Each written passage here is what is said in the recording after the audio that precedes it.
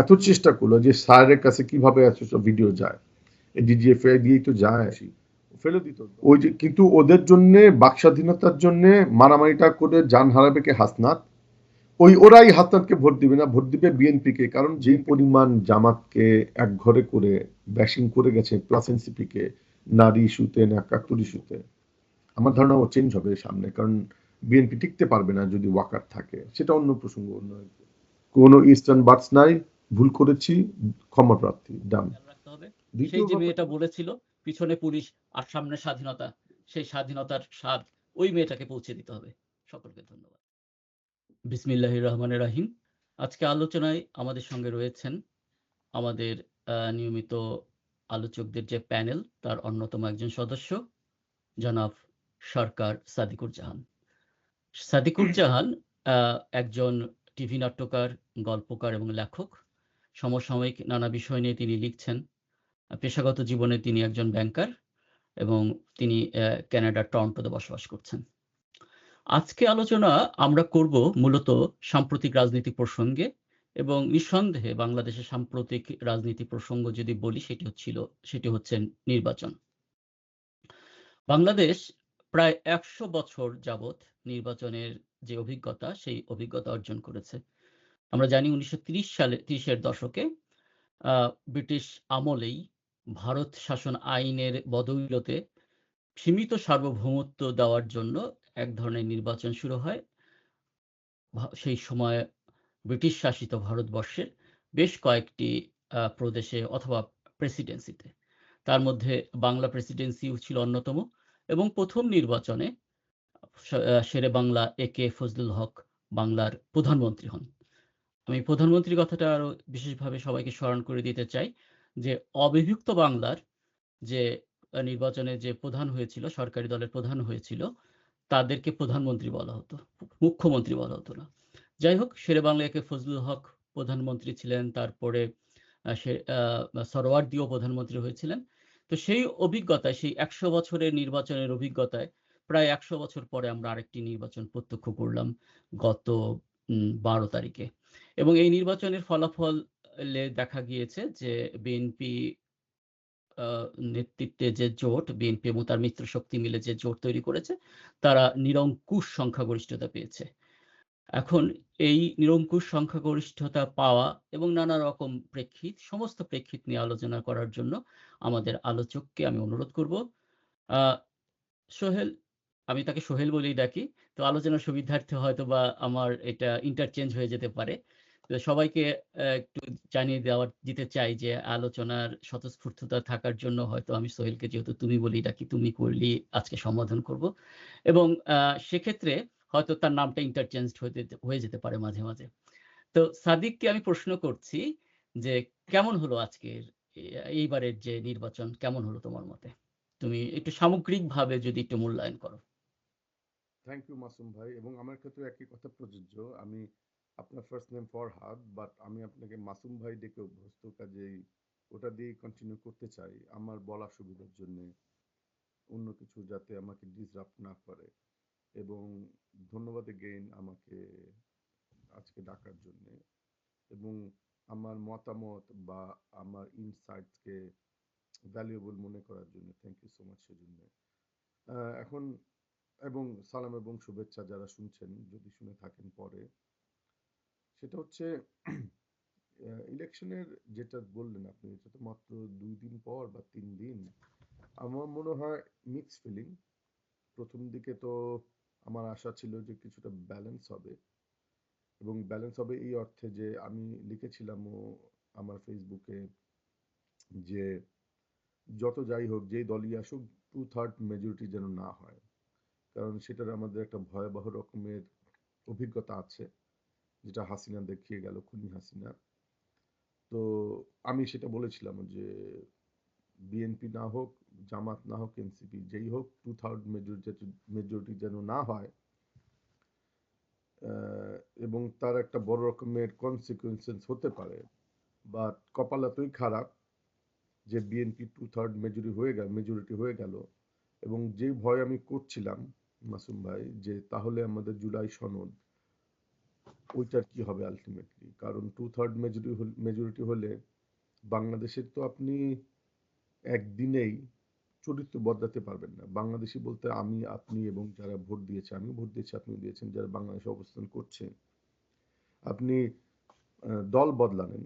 আওয়ামী লীগ ও আসতে পারে নাই, এনসিপি আসলো, জামাত আগের চেয়ে অনেক প্রোগ্রেসিভ মোডে আসছে, বিএনপি অনেক ট্যাকটিক্যালি আসছে, কিন্তু যারা ভোটার ওদের চরিত্র তো চেঞ্জ হয় নাই 1-1.5 বছরে, তাই না? এটা হবেও না। হঠাৎ হওয়ার জন্য অনেক সোশিও ইকোনমিক চেঞ্জের ভিতর দিয়ে যেতে হবে, 1.5 বছর যেখানে যথেষ্ট ছিল না। যে জন্য এই কথাটা বলা, ওই অর্থে আমি বলতে চাচ্ছিলাম যে 2/3 মেজরিটি যেহেতু না যায়, কারণ যখন আমি চরিত্রের কথা বললাম, দ্যাট ইনক্লুডস নট অনলি বাংলাদেশের সাধারণ জনগণ, দ্যাট ইনক্লুডস অলসো বিএনপি এবং আওয়ামী লীগ না, সরি, বিএনপি, জামাত এবং এনসিপির এমপিদের চরিত্র। এই জন্য বললাম যে 2/3 মেজরিটি পেলে, ওই যে একটা কথা আছে না, যে উইনার টেক্স ইট অল, যেটা এই ক্ষেত্রে প্রযোজ্য হওয়ার কথা না। অলরেডি বিএনপির একজন বুদ্ধিজীবী দেখলাম টিভিতে এই কথা বললো গতকাল না পরশুদিন, যে উইনার টেক্স ইট অল। কাজেই বিএনপি তার মতো করে সবকিছু সাজাবে, যেই ভয়টা আমি করছিলাম, বিগেস্ট ভয়। জামাতের জন্য একই কথা প্রযোজ্য হবে যদি জামাত কোনোদিন 2/3 পায়। কারণ বাংলাদেশের জন্য, বাংলাদেশিটার সমস্যা, যেটা আমারও সমস্যা, আমি বলি, যেমন চা খেতে আমি পছন্দ করি, আমি প্রচুর চা খাই। হয় আমি চা একদমই টাচ করি না সেদিন, বা যেদিন আমি চা খাই 2-3 কাপ চা খেয়ে ফেলি। মডারেশনের অভ্যাসটা আমাদের নাই। 2/3 মেজরিটি হলে হবে কি, আমাদের আরেকটা হাসিনা, খুনি হাসিনা তৈরি হওয়ার রাস্তা ওপেন হয়ে যাবে। যেমন আমি একজন লেখা পড়ছিলাম যে আমাদের প্রথম প্রায়োরিটি হবে বিএনপিকে আওয়ামী লীগ হয়ে ওঠা থেকে ঠেকানো। আমার ধারণা উনি বলেছেন ওই একই পার্সপেক্টিভ থেকে, যাতে 2/3 মেজরিটি পেয়ে আপনার বিএনপি যাতে আরেকটা আওয়ামী লীগ না হয়। তো সেটা আমার প্রথম অবজারভেশন। আর জামাত আমার ধারণা একটু হতাশ হয়েছে, আমি আশা করছিলাম 100-র উপর পাবে। একটা বড় রিজন হচ্ছে 2/3 মেজরিটিটাকে যেন কোনোভাবে করা যায়, কমানো যায়। সেটা হয় নাই জামাত জোট।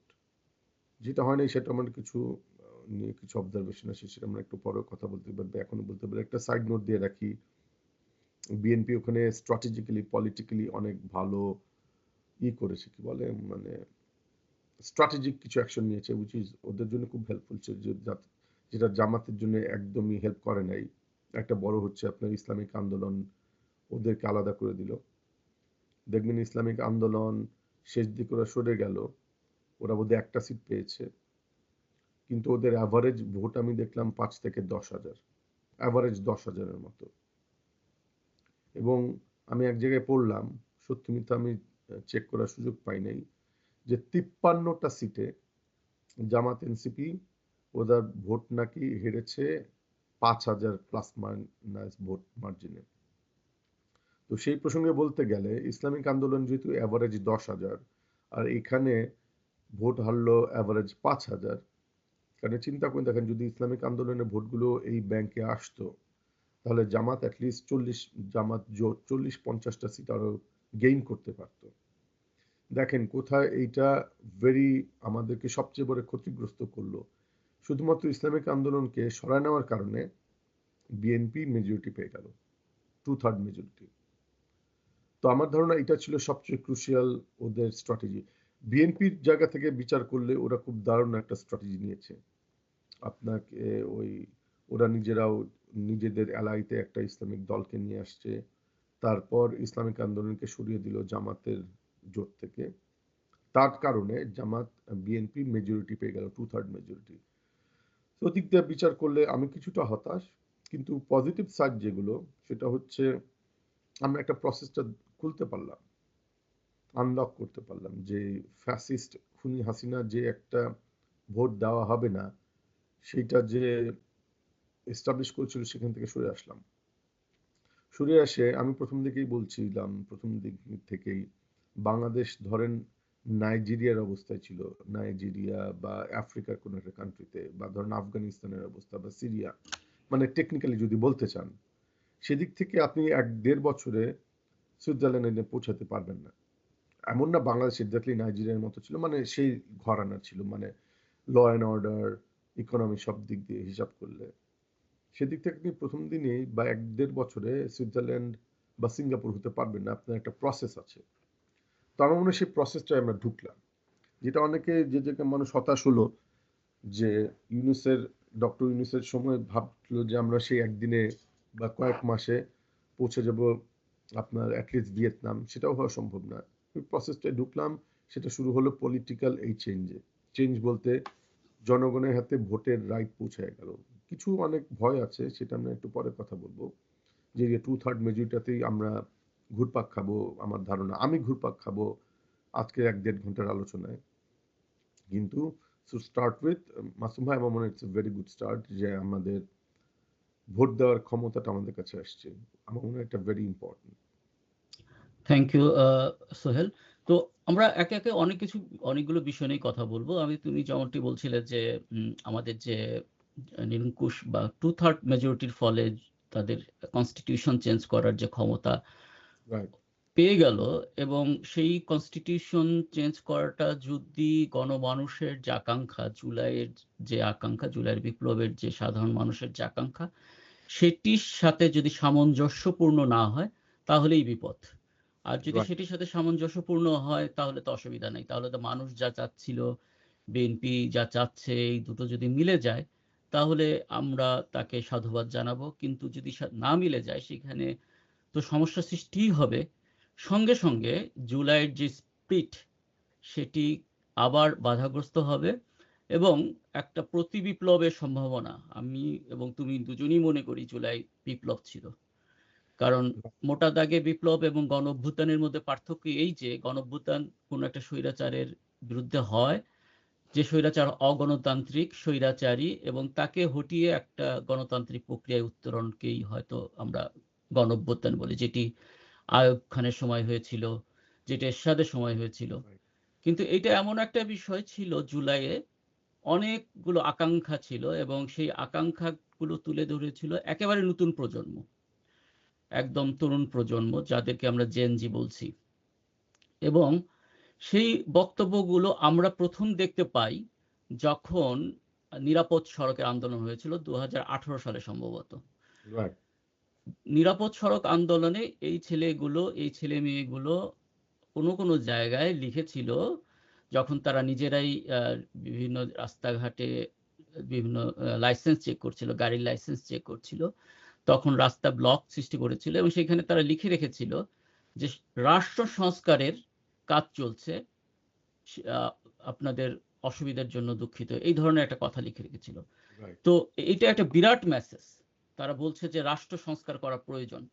এবং পরবর্তীতে যখন আমরা জুলাইতে বিপ্লব দেখলাম, তখন আমরা যদি গ্রাফিতিগুলি পড়ি তাহলে আমরা বুঝতে পারবো যে তাদের যে আকাঙ্ক্ষা, সে আকাঙ্ক্ষা শুধুমাত্র একটা সরকার পরিবর্তন করে আরেকটা সরকারের জন্য ছিল না, কিংবা একটা নির্বাচনের জন্য ছিল না। তাদের আকাঙ্ক্ষা ছিল 50 বছরে তারা যে ধরনের রাষ্ট্র দেখেছে সেই ধরনের রাষ্ট্রের একটা আমূল পরিবর্তন। সেখানে একটা সাম্যতা আসবে, সেখানে একটা ন্যায়পরায়ণতা আসবে ইত্যাদি। আমরা আরো বিভিন্নভাবে বিশদভাবে ব্যাখ্যা করতেই পারি এবং আপনারা সবাই সেই জিনিসগুলো জানেন। তো সেই আকাঙ্ক্ষা বাস্তবায়নের জন্য যে জিনিসটাকে একটা ডকুমেন্ট আকারে প্রকাশ করা হয়েছে বা একটা আনুষ্ঠানিকভাবে যে জিনিসটাকে আমরা সবসময় একটা শব্দের মাধ্যমে বলছি, সেটা হচ্ছে সংস্কার, রিফরমেশন। এবং সেই সংস্কার নিয়ে মতপার্থক্য আমরা রাজনৈতিক দলগুলোর মধ্যে দেখলাম, এবং তারপরেও একটা সনদ পাশ হলো, যেটাকে জুলাই সনদ বলা হলো। সেই জুলাই সনদের ভবিষ্যৎ কি এই নির্বাচনের মাধ্যমে, স্পেসিফিকলি আমি সেই প্রশ্নটা করছি সোহেলকে, যে এই জুলাই সনদের ভবিষ্যৎ কি, কি তুমি মনে করো? তুমি একটু ইঙ্গিত দিয়েছো, কিন্তু একটু স্পেসিফিকলি বিএনপির পার্সপেক্টিভ থেকে বা বিএনপির যে কথাবার্তা থেকে তোমার কি মনে হচ্ছে যে কি হতে পারে জুলাই সনদ যদি পাশ হয়? তাহলে অলরেডি তার কিছু নোট অফ ডিসেন্ট দিয়ে রেখেছিল বিএনপি, সেগুলো কি হবে? আরো স্পেসিফিকলি তুমি যদি বলো, উচ্চ কক্ষে যে নির্বাচন হবে, সেই বা উচ্চ কক্ষে যে সদস্য নেওয়া হবে, সেইটি কি যেই প্রোরাটা বেসিসে নেওয়া হবে, সেই প্রোরাটা বেসিস কি থাকবে যে এই যে নিম্নকক্ষের সদস্য সংখ্যা, আসন সংখ্যা, নাকি ওভারঅল ইলেকশনের টোটাল পপুলার ভোটের পার্সেন্টেজ? তুমি যদি এটা একটু স্পেসিফিকলি বলো, কারণ এটা নিয়ে একটা মতপার্থক্য রয়েছে এবং এটার একটা বড় একটা ফ্যাক্টর, এটা ইম্প্যাক্ট করবে। সেটা যদি বলো যে বিএনপি কি করতে পারে বলে তোমার ধারণা? ধন্যবাদ মাসুম ভাই, আপনি এক্স্যাক্টলি একদম নিউক্লিয়াস পয়েন্টটাতে টাচ করেছেন। আমার মনে হয় এইটা আগামী 6 মাসের রাজনীতিতে খুব ডমিনেট করবে, যেটা অ্যাকচুয়ালি শেপ করবে এই সরকারের 5 বছরের রাজনীতি। কারণ এটা ফান্ডামেন্টাল জায়গা। ওইখানে যদি আপনি বিএনপি যদি রাজি না হয়, আমি আসবো একটু পরে, কয়েক সেকেন্ড পরে, যে কোনটা রাজি হবে না কি হবে না। যদি প্রোরাটা বেসিসে ভোটের প্রোরাটা বেসিসে যদি রাজি না হয়, তাহলে একটা চরম রকমের অনিশ্চয়তা এবং সংঘাতের ভিতর আমরা আগাবো। কারণ এটা নিয়ে আগে কথা হয়েছে, বিএনপি নোট অফ ডিসেন্ট দিয়ে রেখেছিল, কারণ ওরা, আমার মনে হয় ওরা জানতো যে ওরা ক্ষমতা ওদের হাতে রাখতে চায়। কিন্তু যেটা হবে এখন সমস্যা যেটা হবে, আগে বিএনপি যেই কারণে আপনি দেখলেন যে তারেক জিয়া শেষ পর্যন্ত হ্যাঁ ভোটের দিকে তার মতামত দিল, কারণ ওরা কিছুটা কনফিউজ ছিল, যতই মুখে বলুক যে ওদের দিকে জনগণের রায় আছে, কিন্তু এখন ভোট পাওয়ার পর ওরা কনফিডেন্ট হয়ে যাবে যে 212, 14টা, 15টা পাওয়ার পর ওরা মনে করতে পারে যে জনগণ ওদের সাথে আছে, প্লাস বোধহয় 55% ভোট। সেই কারণে আমার ধারণা ওরা আরো বেশি স্টিক থাকবে আপার হাউসে, উচ্চ কক্ষে, নিম্ন কক্ষে রেশিওতে, যাতে সিট বরাদ্দ হয়। 2টা কারণে হবে। সেটা হচ্ছে যাতে ওদের এজেন্ডাগুলো ওরা সুন্দরভাবে পাশ করতে পারে। তাহলে আমার কথা হচ্ছে, সেটা যদি হয় উচ্চকক্ষ রাখিয়ে দিবার দরকার কি, তাই না? আমার ট্যাক্সের টাকা দিয়ে আমি কেন আরো 50টা এমপি পুষবো, বা 100টা না 50টা উচ্চকক্ষে, আচ্ছা ভুলে গেছি, যাই হোক। তো সেটা একটা বড় প্রসঙ্গ। আমার মনে হয় ওইটাই আগামী 6 মাস ডমিনেট করবে রাজনীতির মাঠ। আমার মনে হয় ওই জায়গাটাতে মাসুম ভাই, এনসিপি এবং জামাতকে অত্যন্ত স্ট্রং একটা পজিশন নিতে হবে, অত্যন্ত স্ট্রং, যে আমরা উচ্চ কক্ষে যদি জুলাই সনদ অনুসারে আমরা যদি ভোটের প্রোরাটা বেসিসে না যাই, it's a complete non negotiable issue, যেটা ছাড়া এক পাও ওরা মুভ করবে না।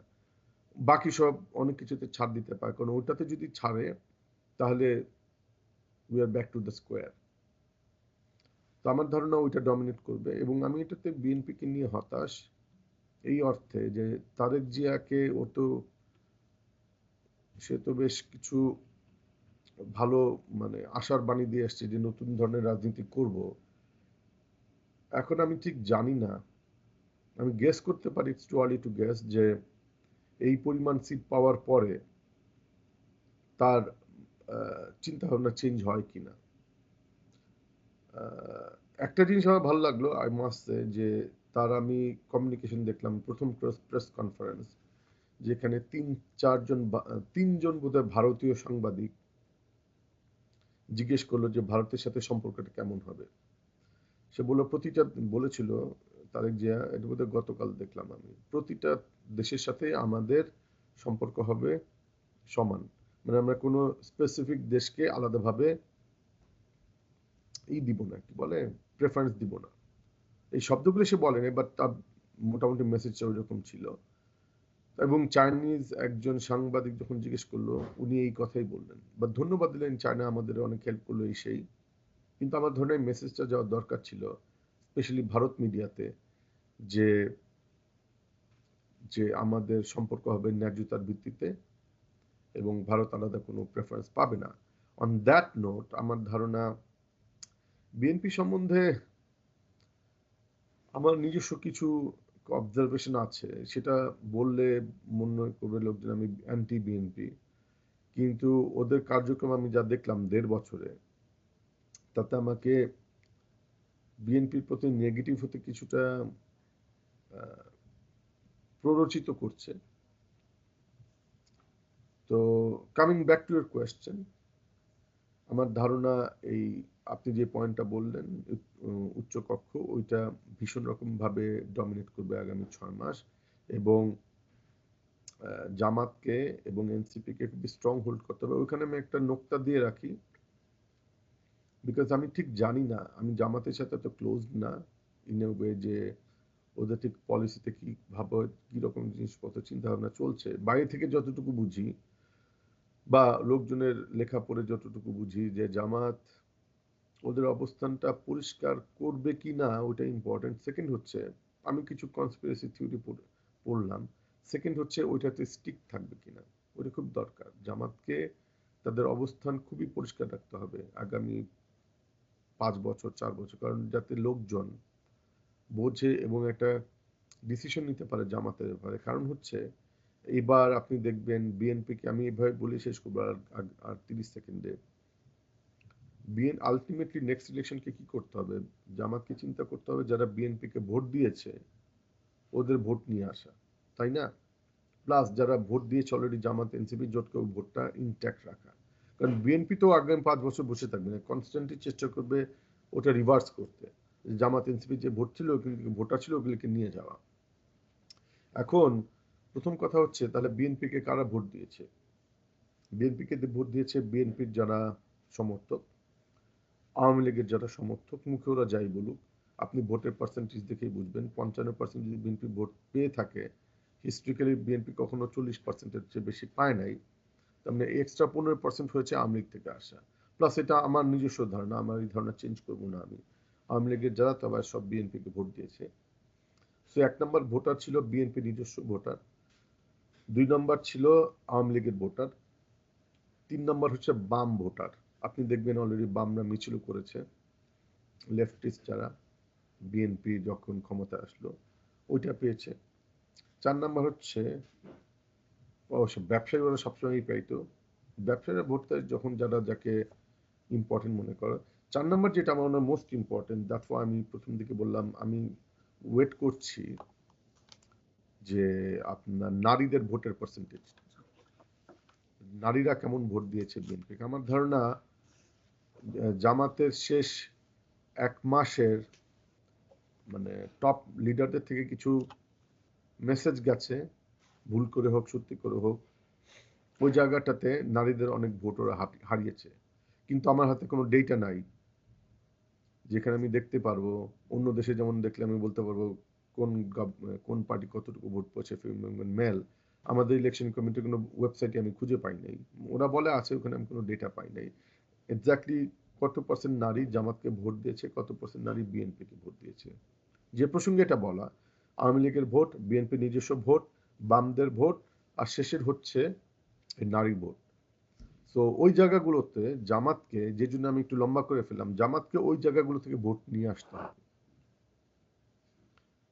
একটা ভালো পয়েন্ট হচ্ছে আমি দেখলাম রংপুরে বোধহয় সবগুলো বোধ হয় না সবগুলো সিট পেয়েছে আপনার জামাত এনসিপি সবগুলো বিভাগের। ওইটা ওদেরকে ধরে রাখতেই হবে, কারণ আমি জানি বিএনপি ওই দিকে নজর দেবে। ন্যাচারালি আমি যদি বিএনপি হতাম আমি সেটা ঠিক করতাম যে আমি কোথাও পাই নাই।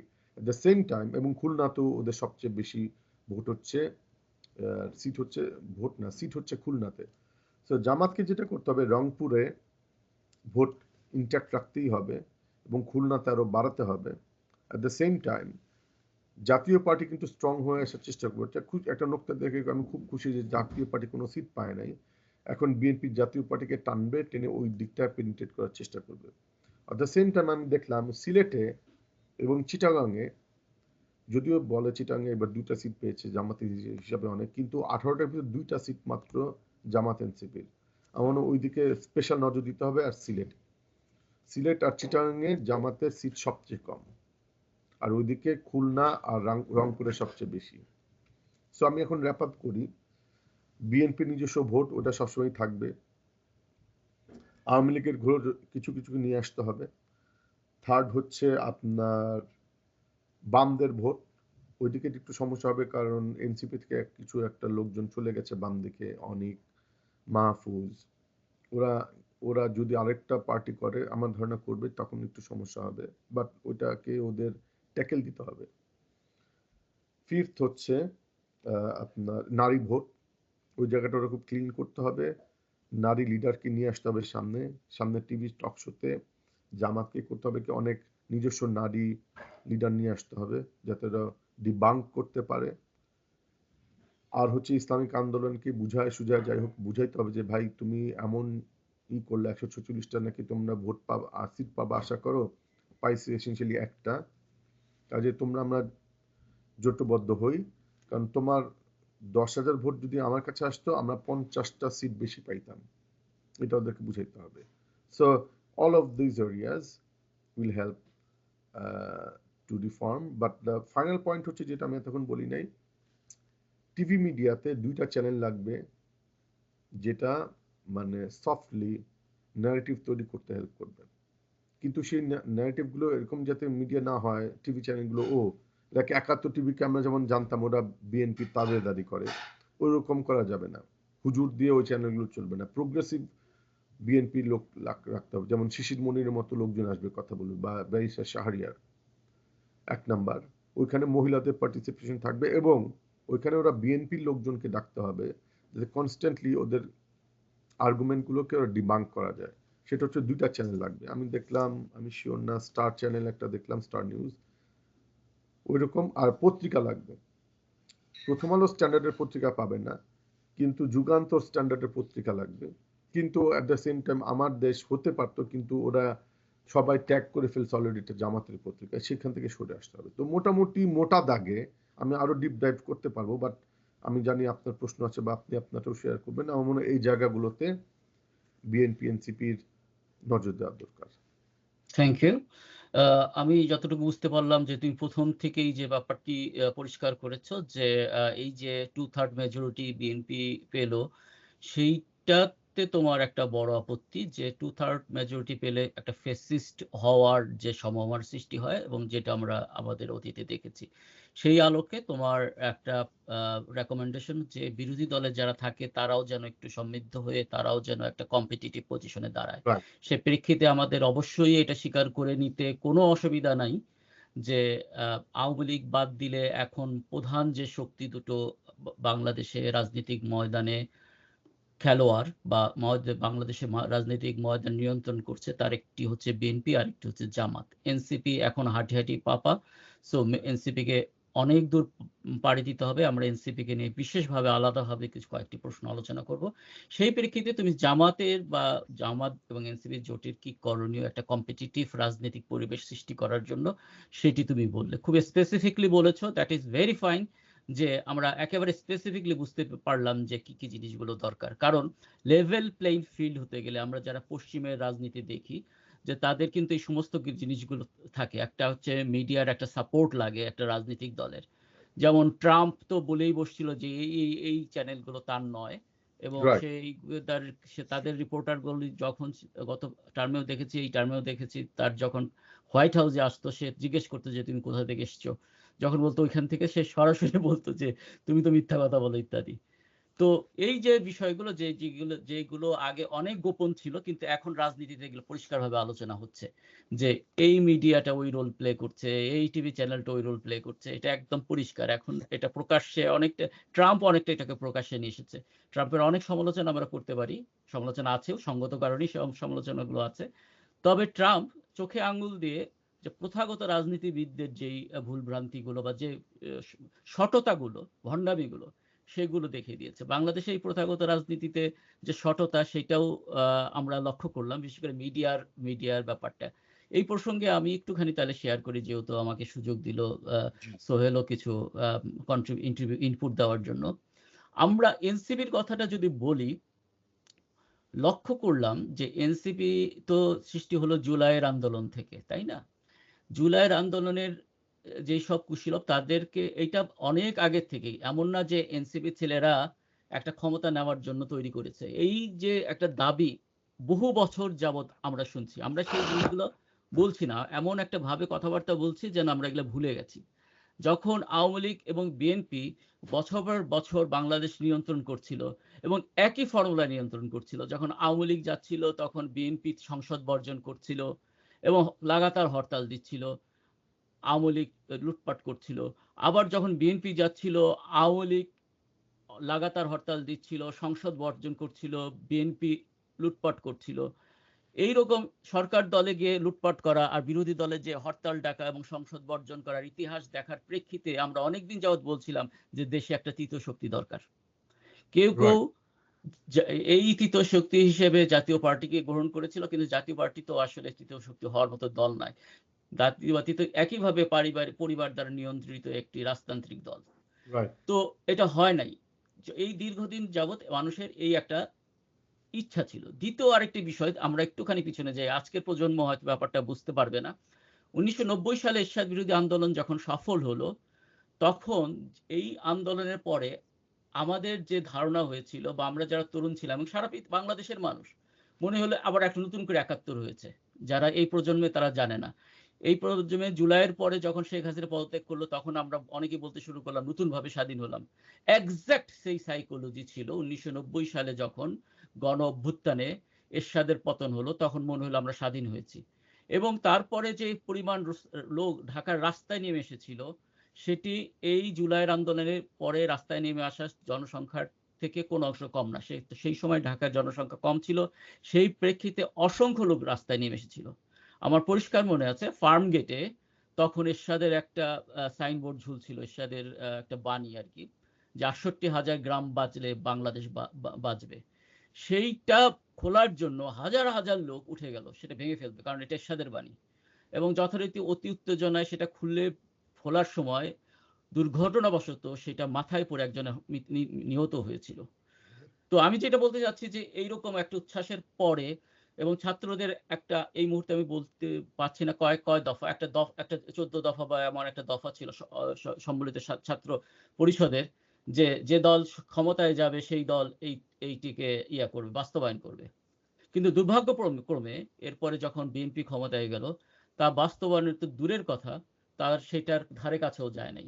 একমাত্র অর্জন ছিল ওই আন্দোলনের অন্যতম একজন নেতা আমানুল্লাহ আমার মন্ত্রিত্ব পাওয়া। কিন্তু সেই আমানুল্লাহ আমানের ইতিহাস আমরা জানি, প্রচুর পরিমাণে দুর্বৃত্তায়নের কবলে পড়ে, সে দুর্নীতির কবলে পড়ে সে আলটিমেটলি তার ইতিহাস আমরা জানি। আমরা সেই বিতর্কে যাচ্ছি না। মূল কথা হচ্ছে সেই যে দাবি ছিল, সেই যে আকাঙ্ক্ষা ছিল ৯০-এর, সেটা ধূলিসাৎ হয়ে গেল। কারণ তারা রাজনীতিতে অংশগ্রহণ করে না, ছাত্ররা তাদের নিজের কাজে পড়াশোনায় ফেরত গেছে। এবং আরেকটি ইন্টারেস্টিং গল্প আমি এই প্রসঙ্গে বলতে চাই, সেটি হচ্ছে যখন এরশাদ শক্ত হাতে ছাত্র আন্দোলন দমন করছিল পুরো ১০ বছর, তার ৯ বছর বা ১০ বছর হোয়াটএভার ইট ইজ, সেই সময় কোনো এক সময় সম্ভবত তথ্যমন্ত্রী ছিলেন এম.কে. আনোয়ার, তথ্য সেক্রেটারি ছিলেন, তিনি ইনফরমেশন সেক্রেটারি ছিলেন।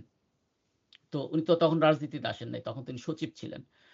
তো এই তথ্য সচিব সাহেব সাংবাদিকদের ডেকে উনি সরাসরি বলেছিলেন যে তোমরা যদি বেশি এগুলো লেখালেখি করো তাহলে তোমাদের বিরুদ্ধে ব্যবস্থা নেওয়া হবে। ইন্টারেস্টিং হচ্ছে, এরপরে যখন উনি বিএনপিতে জয়েন করলেন, কোনো একটা জনসভায় কোনো সাংবাদিক খালেদা জিয়ার সামনে এই প্রসঙ্গগুলো তুলেছিল যে না, এম.কে. আনোয়ার সাহেব তো যখন সচিব ছিল এরশাদের আমলে তখন এই কথাগুলো বলেছিল। খালেদা জিয়া একটু মুচকি হেসেছিল মাত্র। তো এইটাই হচ্ছে আমাদের ইতিহাস, আমাদের যে আন্দোলন করে হাজার হাজার ছেলে প্রাণ দেয়, তারপরে রাজনীতিবিদরা ক্ষমতায় নিয়ে সেই প্রাণের কথা, সেই রক্তের কথা ভুলে যায়। সেজন্য এবার জুলাইয়ের পরে অনেকেরই দাবি ছিল যে এমন একটা প্ল্যাটফর্ম তৈরি হোক যেখানে ছাত্ররা কথা বলতে পারে, যারা আন্দোলন করেছিল সরাসরি তাদের একটা প্রেসার্স গ্রুপ হিসেবে হোক, যে কোনোভাবে হোক তাদের একটা জায়গা থাকা উচিত।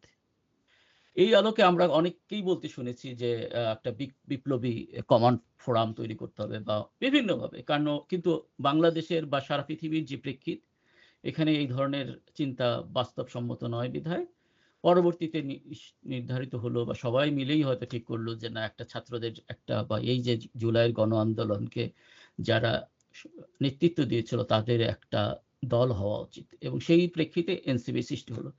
কিন্তু আমরা অবাক বিস্ময়ে লক্ষ্য করলাম এনসিপি সৃষ্টি হওয়ার প্রথম থেকেই মিডিয়া তাকে এত নিষ্ঠুরভাবে আক্রমণ শুরু করলো এবং তাদের একটু পান থেকে চুন খসলে তা থেকে যেভাবে অপদস্থ অপমান এবং আক্রমণ শুরু করলো যে তারা মহা অন্যায় করে ফেলেছে। তোমার হয়তো মনে আছে আসিফের হাঁস খাওয়ার বা হাঁস খেতে ওয়েস্টিনে যাওয়ার যে প্রেক্ষিত, এইটা নিয়ে যে পরিমাণ ট্রল হয়েছে, শুধুমাত্র মিডিয়া না, আমরা যাদেরকে বাঙ্গু প্রগতিশীল বলি সেই সমাজ, এলিট বলি, তথাকথিত এলিট বলি আমি, কারণ ইউরোপে বা পশ্চিমে যে এলিট তাদের বুদ্ধিভিত্তিক মান অনেক উপরে, এদের বুদ্ধিভিত্তিক মান একেবারে শূন্যের কাছাকাছি। এরা রাজনীতি শেখে, ইতিহাস শেখে, নেতা নেত্রীদের ভাষণ শুনে, টিভির টক শো শুনে, কিন্তু ভাষণ দেওয়ার সময় আর ফেসবুক রাগানোর সময় তারা এমনভাবে করে তাদের মতো মহাপণ্ডিত পৃথিবীতে নাই। আমি অনেক লোককে বিনম্র শ্রদ্ধা লিখতে দেখেছি শেখ মুজিবুর রহমানের মৃত্যু দিবসে বা হুইচ ইজ ভেরি গুড, তোমার নেতাকে তুমি বিনম্র শ্রদ্ধা লিখবা, কিন্তু একটা সামগ্রিকভাবে শেখ মুজিব সম্বন্ধে তাদের মূল্যায়ন করতে যদি আমি অনেকের সাথে কথাও বলেছি, আমি জানতে চেয়েছি তাদের সাইকোলজি, আমি দেখেছি তারা ইভেন শেখ মুজিবের যে অসমাপ্ত জীবনী যে বইটা, সেই বইটা একটা পৃষ্ঠাও পড়ে নেই, একটা পৃষ্ঠাও পড়ে নেই।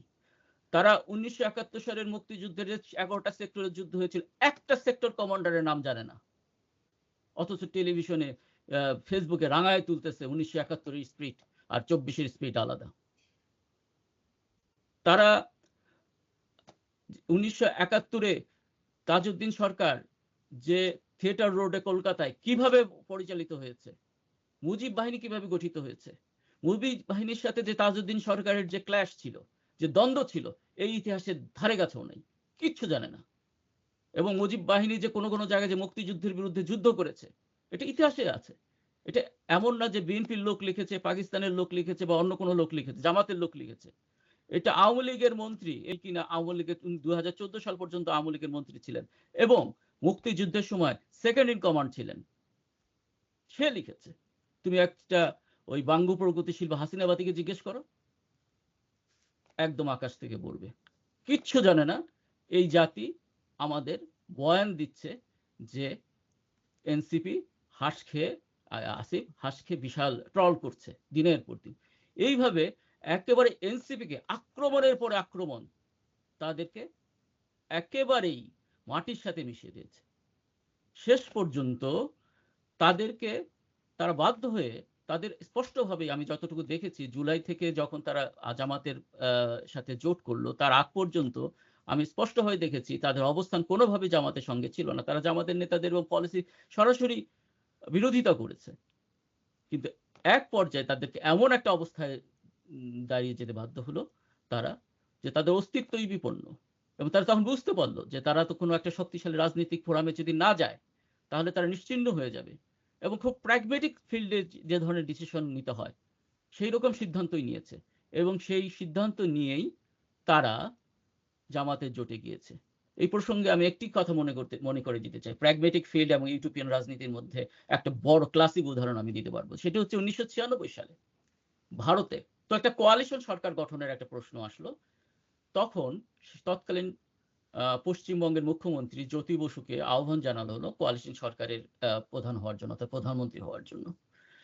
কিন্তু তার দল CPM, communist party of India Marxist সংক্ষেপে বড় করে বললে, তার নেতারা প্রেসিডিয়াম সদস্যরা যারা কিনা অধিকাংশই ছিল পাঞ্জাবের বা অন্য প্রদেশের অবাঙালি, তারা বলল যে না, এই ধরনের যদি একটা ঝুলন্ত সরকারের আমরা নেতৃত্ব নেই তাহলে আমাদের ইমেজ নষ্ট হবে, এবং জ্যোতি বসুকে তারা প্রধানমন্ত্রী হতে দিল না।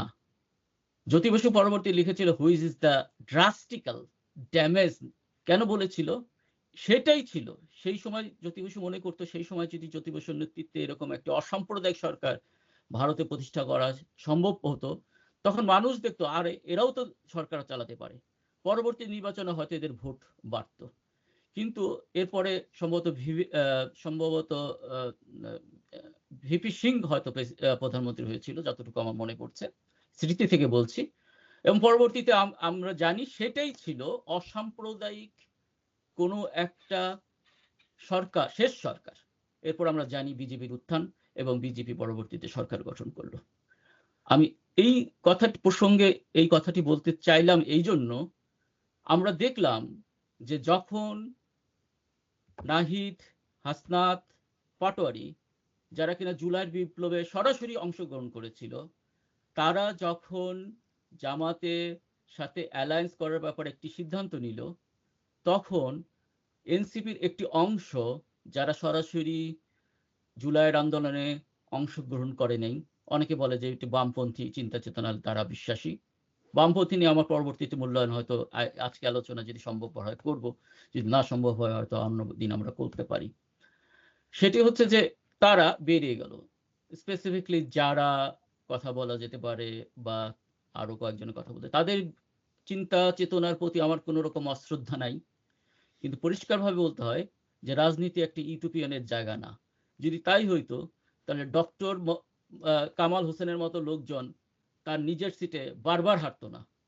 ডক্টর কামাল হোসেন সম্ভবত আওয়ামী লীগের সময় নির্বাচনে পরাজিত হয়েছিল, পরবর্তীতে শেখ মুজিবুর রহমান তার একটা সিট ছেড়ে দিয়ে উপনির্বাচনের মাধ্যমে, কারণ শেখ মুজিবুর রহমানও তখনও এখনকার বড় রাজনীতিবিদদের মতো একাধিক সিটে নির্বাচন করতো, এবং কোনো একটা তার একটা সিট ছেড়ে দিয়ে উপনির্বাচনের মাধ্যমে ডক্টর কামাল হোসেনকে আবার সংসদ সদস্য করার জন্য।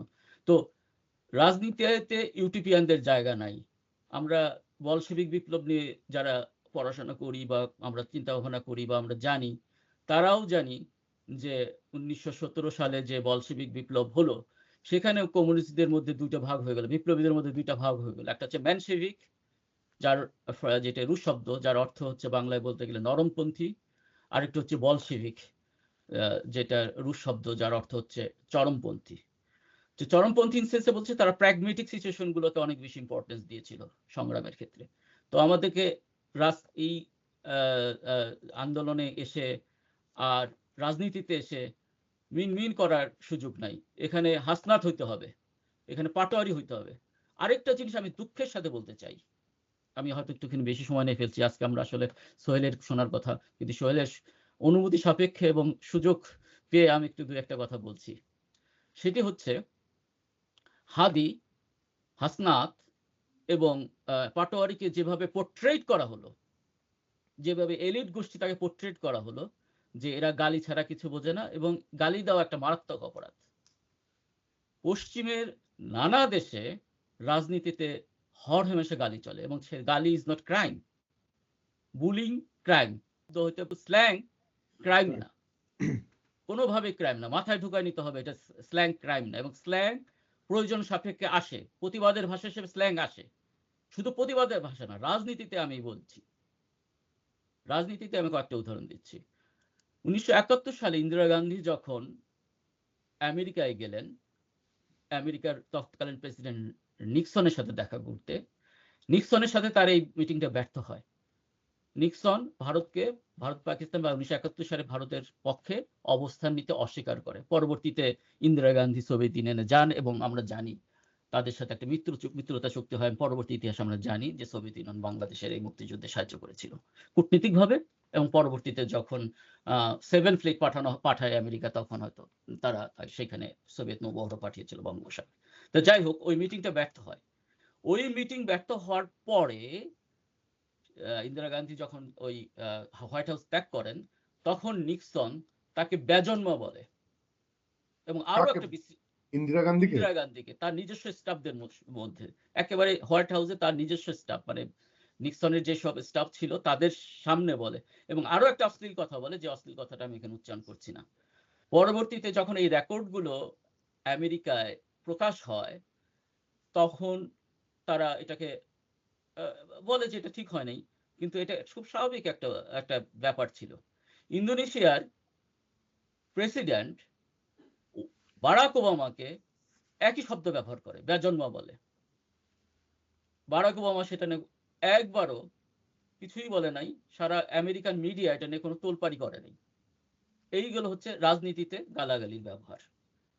বাংলাদেশেও আছে রাজনীতিতে গালাগালির ব্যবহার। আমি কিছুদিন আগে আমি নিজেও ফেসবুকে শেয়ার করেছি, কমান্ডার ফজলু ওরফে ফাজা পাগলা যে অশ্লীল ভাষায় জয়কে গালাগালি করেছে, তুমি দেখবা না এরপরে একটা তথাকথিত সুশীল, একটা বাঙ্গ প্রকৃতিশীল তথাকথিত এলিট এটা নিয়ে কোনো রকম প্রতিবাদ করেছে, এটা নিয়ে কোনো রকম ট্রল করেছে, দেখবা না। এর আগেও আমরা জানি এরশাদ আমলে শাহ মোয়াজ্জেম হোসেনের মুখের ভাষা। শেখ হাসিনা এবং খালেদা যখন একসাথে আন্দোলন করছিল, তখন সে এই আন্দোলন সম্বন্ধে এমন একটা অশ্লীল কথা বলেছিল, আমি সেটা উচ্চারণ করতে পারবো না। যাই হোক, এই হলো রাজনীতিতে। সাহিত্যে এসেছে, আমেরিকান কবি অ্যালেন্স গিন্সবার্গের একটা কবিতা নিষিদ্ধ হয়েছিল, প্রকাশককে অ্যারেস্ট করা হয়েছিল। তখন এটা যখন কোর্টে গেল, কোর্ট বলল এই শব্দগুলো অত্যন্ত স্ট্রং। পশ্চিমবঙ্গের প্রজাপতি নামে একটা বই লিখেছিল সমরেশ বসু, হ্যাঁ ইউ আর রাইট, সমরেশ ওটা বসু, হয়েছিল। ওটাও মামলা হলো। মামলা হওয়ার পরে তখন সমরেশ বসু বলল, এবং সমরেশ বসুর পক্ষে তখন সাক্ষী দিয়েছিল বুদ্ধদেব বসু। বুদ্ধদেব বসু তখন বলল যে যেই লোকের জবানিতে এই কথাগুলো বলা হয়েছিল, যে মাস্তানের জবানিতে এই কথাগুলো বলা হয়েছিল, সেই মাস্তানের এই অবস্থাতে এইভাবেই কথা বলে এই মাস্তানরা। তার যে প্রতিবাদের ভাষা, এটাই স্বাভাবিক, এবং এটাকে স্ট্রং একটা অংশ এই গালিগুলো। আমাদের দেশের বাঙ্গু প্রগতিশীল, এই যে নাসির এবং হাসনাত এবং হাদি একে হত্যাযজ্ঞ করে ফেললো। কি শব্দ প্রয়োগ করেছে সেগুলোর জন্য। মির্জা আব্বাস চান্দা নিয়ে মানুষের হাজার হাজার লোকের কাছে চান্দা নিয়ে, নিরন্ন ছোট ছোট রাস্তার যে ছোট ব্যবসায়ী তাদের কাছে চান্দা নিয়ে জীবন দুর্বিষহ করে তুলছে, দোষ নাই। নাসির তাকে চান্দাবাদ বলছে, ছেলেটা বেয়াদব। নাসির এবং মির্জা আব্বাস একটু হেড করো। মির্জা আব্বাস তো দাঁড়ানোর কথা না, ঢাকা ইউনিভার্সিটিতে মার্কেটিং এ পাস করা একটা ছেলে, তুমি তাকে বলতেছো অশিক্ষিত, বেয়াদব। আর যার কোন পড়াশোনার খোঁজ নাই, মির্জা আব্বাসের কোন পড়াশোনার খোঁজ নাই, তাকে তুমি মহান। মানে টাকার পিছে এই জাতি এত অন্ধভাবে তেল মারছে, এত অন্ধভাবে পদলেহন করছে, এই জাতি সম্বন্ধে আমার কোনো বলার কিছু না। যাই হোক, আমরা আবার সোহেলের কাছে চলে যাব। সোহেলের কাছে আমরা এর আগে সংস্কার নিয়ে কথা বলেছিলাম, এবং সংস্কার নিয়ে কতগুলো বিষয় সোহেল বলেছে। সোহেল জামাত নিয়ে কতগুলো কথা বলেছে, যেহেতু জামাত একটি আমাদের রাজনীতি বড় একটা অংশ এখন অধিকার করে আছে, এবং আগামী রাজনীতিতে এরা রোল প্লে করবে বলেই মনে হচ্ছে। তো এদের রাজনীতি, বিএনপি, জামাত, এনসিপির রাজনীতি আরো বেশি সমৃদ্ধ হোক এবং কম্পিটিটিভ হোক, এই প্রত্যাশা থেকেই সোহেল অনেকগুলো কথা বলেছে। সোহেলকে আমি আরো একটা স্পেসিফিক দুটো প্রশ্ন আমি আলাদাভাবে করব। প্রথম প্রশ্ন, যে 1971-এর জামাতের যে অবস্থান, সেই অবস্থান জামাত বলতে চাচ্ছিল যে সেই অবস্থান থেকে সরে এসেছে ইন এ সেন্স, যে এখন যারা জামাত করছে তারা কেউ 1971-এর সেই যে ভূমিকা তার সাথে সংশ্লিষ্ট নয়, সেই দোষ তাদেরকে দেওয়া যায় না, কারণ তারা অনেক পরে জন্মগ্রহণ করেছে।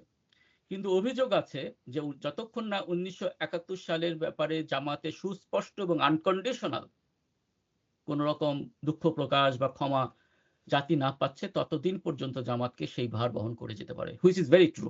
আমি পার্সোনালি এটা সাপোর্ট করি। কারণ যত যাই বলা হোক না কেন, বাইতুল মোকাররমে গোলাম আজম দিয়েছে, বক্তৃতা দিয়েছে বা ক্ষমা চেয়েছে, এর থেকে পরিষ্কার হয়ে যায়, যদি তাই হয় যে গোলাম আজম বাইতুল মোকাররম ক্ষমা চেয়েছে, তাহলে একটা বিবৃতি দিয়ে, লিখিত বিবৃতি দিয়ে জামাত এ ব্যাপারে তার দৃষ্টিভঙ্গি তুলে ধরে একটা ক্ষমা নিতেই পারে, এবং আমি মনে করি এটা জামাতের জন্য রাজনৈতিকভাবে লাভজনক হবে। এক, এই প্রশ্নটা তোমার কাছে করলাম যে এটা তুমি তোমার মূল্যায়ন কি। এক। দুই, জামাত বলছে, এবং জামাত সেটা প্রদর্শন করতে সক্ষম হয়েছে, যে তার নতুন ব্র্যান্ডিং এর রাজনীতি করছে। জানাজান গালিবকে নিয়ে এসেছে, এবং বিভিন্ন ছাত্র সংসদ নির্বাচনে তারা খুব ভালো করেছে সেখানে, এবং ছাত্রীরাও জামাতকে ভোট দিয়েছে। কিন্তু আমরা লক্ষ্য করলাম জামাতের কিছু পুরাতন রাজনীতিবিদ, তারাদের কিছু বক্তব্য এসেছে, যে বক্তব্যগুলো হয়তো বা আধুনিক ভোটারদের ক্ষেত্রে, প্রগতিশীল ভোটারদেরকে বিভিন্নভাবে সংক্ষুব্ধ করেছে। এই একটা বিষয়। তৃতীয় বিষয়টা হচ্ছে যে আমরা ডাকসুতেও দেখলাম যে যুদ্ধ অপরাধী যারা ছিলেন, অথবা আমি যদি বলি জামাত যুদ্ধ অপরাধটা অস্বীকার করছে, যদি আমি বলি যে যারা স্বাধীনতার বিরুদ্ধে ছিলেন, গোলাম আজম, মতিউর রহমান নিজামী, এদের ছবি ডাকসুতে একসময় সম্ভবত কোনো একটা অনুষ্ঠানে শিবির প্রদর্শন করার ব্যবস্থা নিয়েছিল, পরবর্তীতে আন্দোলনের মুখে সেটা সরে গেছে। তাহলে তোমার কাছে প্রশ্ন, শিবির বা জামাত তাদের 1971 সালের যে বিষয়টি, সেটিকে আনকন্ডিশনাল ক্ষমা চাওয়ার প্রেক্ষিতে মাধ্যমে এবং তাদের সেই সময়কার নেতৃবৃন্দ লিগ্যাসিটাকে এভাবে না টেনে বরং নতুন একটা লিগ্যাসি স্থাপন করার মাধ্যমে কি রাজনীতি করলে তাদের জন্য রাজনৈতিকভাবে তারা সুবিধা প্রাপ্ত হবে কিনা? এই প্রশ্ন তোমাকে আমি করছি। থ্যাংক ইউ মাসুম ভাই। আপনার কথা যত শুনি আরো শুনতে ভাল লাগে, কারণ আমি অনেক কিছু শিখি এবং জানতে পারি যেগুলো আমার নিজেরও জানা ছিল না। তো আই উইশ আপনি কন্টিনিউ করতেন, আমি শুনতাম এবং যারা অডিয়েন্স তারা আরো বেশি ইনফরমেশন পাইতো। বাট যেহেতু আপনি আমাকে ইনভাইট করেছেন, তো আমাকে কিছু বলতে হবে। আপনার প্রশ্নটাতে আমি আসবো, বাট আমি কিছু কনটেক্সট দিতে চাই এখানে মাসুম ভাই। একটু আগে বললাম না যে জামাত ৭৭টা সিট পেল, জামাত জোট কি কি করলে ওরা সিট অ্যাড করতে পারবে। এখন ওখানে একটা চ্যালেঞ্জ আছে মাসুম ভাই। যখন আমি বললাম ইসলামিক আন্দোলন, আচ্ছা আমি আপনার বরং ৭১টা প্রশ্ন উত্তর দিন, তারপর ওটাতে আসি। ৭১ আমি মনে করি জামাতকে উইথআউট এনি ইফ অ্যান্ড বাটস বলতে হবে, ভাই আমরা ভুল করছি, ক্ষমা চাই। ৪টা শব্দ বা ৫টা শব্দ। প্রতিবার আমি যেটা দেখলাম ওরা ক্ষমা চাইলো, কিন্তু বারবার বলে যদি ভুল করে থাকি আমরা দুঃখিত। এখানে একটা কথা আছে, ইদানিংকার পলিটিশিয়ানরা ওরা কিন্তু ক্ষমা চায় না, দুঃখ প্রকাশ করে। দুইটা কিন্তু পার্থক্য আছে। আপনি দেখবেন কয়েকদিন আগে কোনো এক আম, নেতা, আমি ভুলে গেছি কোন দলের, খুব বাজে একটা কমেন্ট করার পর বলে আমরা এই কমেন্ট করেছি এটার জন্য দুঃখিত। দুঃখিত আর ক্ষমা প্রার্থনা এক জিনিস না। ক্ষমা প্রার্থনা সেটা আমি ভুল করেছি, ক্ষমা প্রার্থী, প্লেন এন্ড সিম্পল। জামাতের জন্য ক্ষমা ৭১ প্রার্থীর মধ্যে অ্যাকনলেজমেন্টের ব্যাপারটা রয়ে গেছে। অ্যাকনলেজমেন্ট থাকবে, সেখানে দুঃখিত বলে কিন্তু ক্ষমা চাইতে হবে। এক্সাক্টলি। আর শুধু দুঃখিতের মধ্যে অ্যাকনলেজমেন্ট নাই। হোয়াট এভার ইট ইজ, আমি তোমার এটা ব্যথায় ব্যথিত। সেটা আমি তোমাকে ঘুষি মারলাম, আমি দুঃখিত। তার মানে কি আমি অ্যাকনলেজ করলাম যে ঘুষি মারাটা ভুল হইলো? না, সেটা বলা হয় না দুঃখিত। যদি বলা হয়, বলা হয় আমি ঘুষি মেরেছি, মারাটা ঠিক হয় নাই, দুঃখিত এবং ক্ষমা প্রার্থী, প্লেন এন্ড সিম্পল। জামাত যেটা করেছে, আপনি যেটা বললেন, কয়েকবার আমি দেখলাম ডাক্তার শফিক উনি জামাতের জন্য অ্যাপোলজি করেছেন, কিন্তু আমার ধারণা কি আমি লোকজনকে এটা কাউন্টার দিতে দেখলাম অনেক ইফস অ্যান্ড বাটস ছিল। প্লেন এন্ড সিম্পল, কোনো ইফ অ্যান্ড বাট নাই। উনি বলেছেন আমরা যদি কাউকে কষ্ট দিয়ে থাকি, কোনো যদি থাকবে কেন, আমরা কষ্ট দিয়েছি সেজন্য আমরা ক্ষমা প্রার্থী। দুঃখিতও মানে দুঃখিত বলবেন, কিন্তু ক্ষমা প্রার্থী এই দুইটা শব্দ থাকতে হবে। ক্ষমা প্রার্থী থাকতে হবে, ১ নাম্বার। ২ নাম্বার হচ্ছে কোনো যদি কিন্তু শব্দটা থাকতে পারবে না। ৪ লাইনের ৪ শব্দের একটা কথা, আমরা ভুল করেছি, ক্ষমা প্রার্থী, ডান। এটা ওদের করতেই হবে, না হলে কারণটা বলি। একটু আগে বলছিলাম যে জামাতকে বিএনপি এবার প্রচন্ড রকমের আক্রমণ করেছে ২টা জায়গায়। একটা হচ্ছে ৭১ বিষয়, একটা হলো নারী বিষয়। নারী বিষয় আমি আসবো একটু পরে। ৭১ বিষয়ে যাতে আর আক্রমণ করতে না পারে, সেটার জন্য এই জায়গাটা ওদের ক্লিন করতে হবে। তাতে কিছু সমস্যা আছে। সমস্যা এই অর্থে, স্ট্র্যাটেজিক্যালি ওদের যারা ভোটার, আপনি দেখেন এই যে বললাম উত্তরাঞ্চলে, তারপর খুলনায়, রংপুর, ওখানে এমন কিছু ভোটার আছে অনেক বয়স্ক, যারা ৭১-এর জন্মগ্রহণ ছিল, এবং অনেক নেতাও আছে যারা জড়িত হয়তো ছিল না, কিন্তু জামাত ৭১-এর পজিশনটাকে সাপোর্ট করে। ওই ভোটগুলো তারা হারাতে পারে, কিন্তু ওই জায়গায় বসে থাকলে চলবে না। You have to say what is right. এই জন্য আমি দেখলাম যে তারা এই জন্যই সম্ভবত ওরা বলে আসছে যে ইফস অ্যান্ড বাটস দিয়ে ক্ষমা চাইলো, দুঃখিত প্রকাশ করেছে, সেটা করা যাবে না ১ নাম্বার। সো আমি ক্লিয়ার ওই জায়গাতে যে জামাতকে এটা করতেই হবে, আদারওয়াইজ ওরা যাইতে পারবে না সামনে। কেন করতে পারবে না? কারণ নারী যারা এবং প্রগতিশীল যারা সো কল্ড, ওরা এটাতে কনস্ট্যান্টলি জামাতকে আঘাত করতে থাকবে আগামী ৫ বছর বা সারা জীবন, যতদিন ওরা ক্লিন না করে ব্যাপারটা। কোনো ইস্টার্ন বাটস নাই, ভুল করেছি, ক্ষমা প্রার্থী, ডান। দ্বিতীয় ব্যাপারটা হচ্ছে নারী ইস্যু। আমার ধারণা এই জিনিসটা ওদেরকে অনেক ভুগিয়েছে, বিশেষ করে শেষ ৩ সপ্তাহে জামাতের কিছু নেতা এবং ডক্টর শফিকের টুইটার অ্যাকাউন্ট যেভাবে জায়গায় ওটা ব্লান্ডার করেছে, ওই জায়গাগুলো ওদের আরো সতর্ক হওয়া উচিত ছিল। That goes back to again, এটা ওদের কিছুটা দোষ নাই। মিডিয়া যেই পরিমাণ জামাতকে একঘরে করে ব্যাশিং করে গেছে, প্লাস এনসিপিকে, নারী ইস্যুতে না ৭১ ইস্যুতে, সেটা আসলে কানটাও দেওয়ার মতো উপায় নেই। ওই জন্য আমি বলেছিলাম টিভি আর পত্রিকা লাগবে। কারণ টিভি খুললে আপনি দেখবেন কাজী জেসিন প্রত্যেকটা প্রশ্ন করে জামাতের নারী ইস্যু নিয়ে। যতই বলেন বিএনপি চাঁদাবাজি করছে, আচ্ছা ঠিক আছে জানলাম, কিন্তু জামাতের এই ব্যাপারটা কি, তাই না? আমি এক জায়গায় লিখেছিলাম, আপনি যদি বলেন বিএনপি এতগুলো খুন করলো, বলে হ্যাঁ বিএনপির খুন করাটা ঠিক করে, আচ্ছা জামাতের এই মেয়েরা কেন হাফ প্যান্ট পরতে পারবে না? বুঝতে পারছেন কিভাবে ন্যারেটিভটা তৈরি করে? জামা বিএনপি এতগুলো চাঁদাবাজি করছে, হ্যাঁ ওদের চাঁদাবাজি ঠিক করা হয়নি, দেখেন 5টা শব্দে শেষ। তারপরে আচ্ছা নারীদের হাফ প্যান্ট পরাটা কেন পারবে না? তারপর আপনি বললেন এই যে বিএনপি এতগুলো ইউনিভার্সিটিতে ছাত্র, ইউনিভার্সিটি ছাত্র ইউনিয়ন সিলেট ইউনিভার্সিটি করতে দিল না, হ্যাঁ এটা ঠিক হয় নাই, দেখেন 4 শব্দে বলা। এখন আপনি বলেন জামাত এই যে নারীদের কোনো নমিনেশন দিল না, এটা নিয়ে আপনাদের কথাটা কি? ব্যাপারটা তো বুঝেন। প্রত্যেকটা জায়গায় আপনি বিএনপিকে ধরবেন, 4 শব্দে শেষ করবে, হ্যাঁ বিএনপি ওটা ঠিক হয় নাই, দেন মুভ টু এন্ড দ্য জামাত। ওই যে আমরা ছোটবেলায় একটা জোকস পড়তাম না, যে একটা ছেলে গরু রচনা মুখস্থ করে গেল, পরীক্ষায় আসছে নদীর রচনা, তখন সে কি করে বলে হ্যাঁ আমাদের বাসার সামনে খুব একটা নদী আছে, না ওখানে পাশে অনেক ঘাস আছে, আমাদের বাড়ির গরুটা ওই ঘাস খায়। তারপর সে গরু রচনা লিখে দিয়ে আসলো।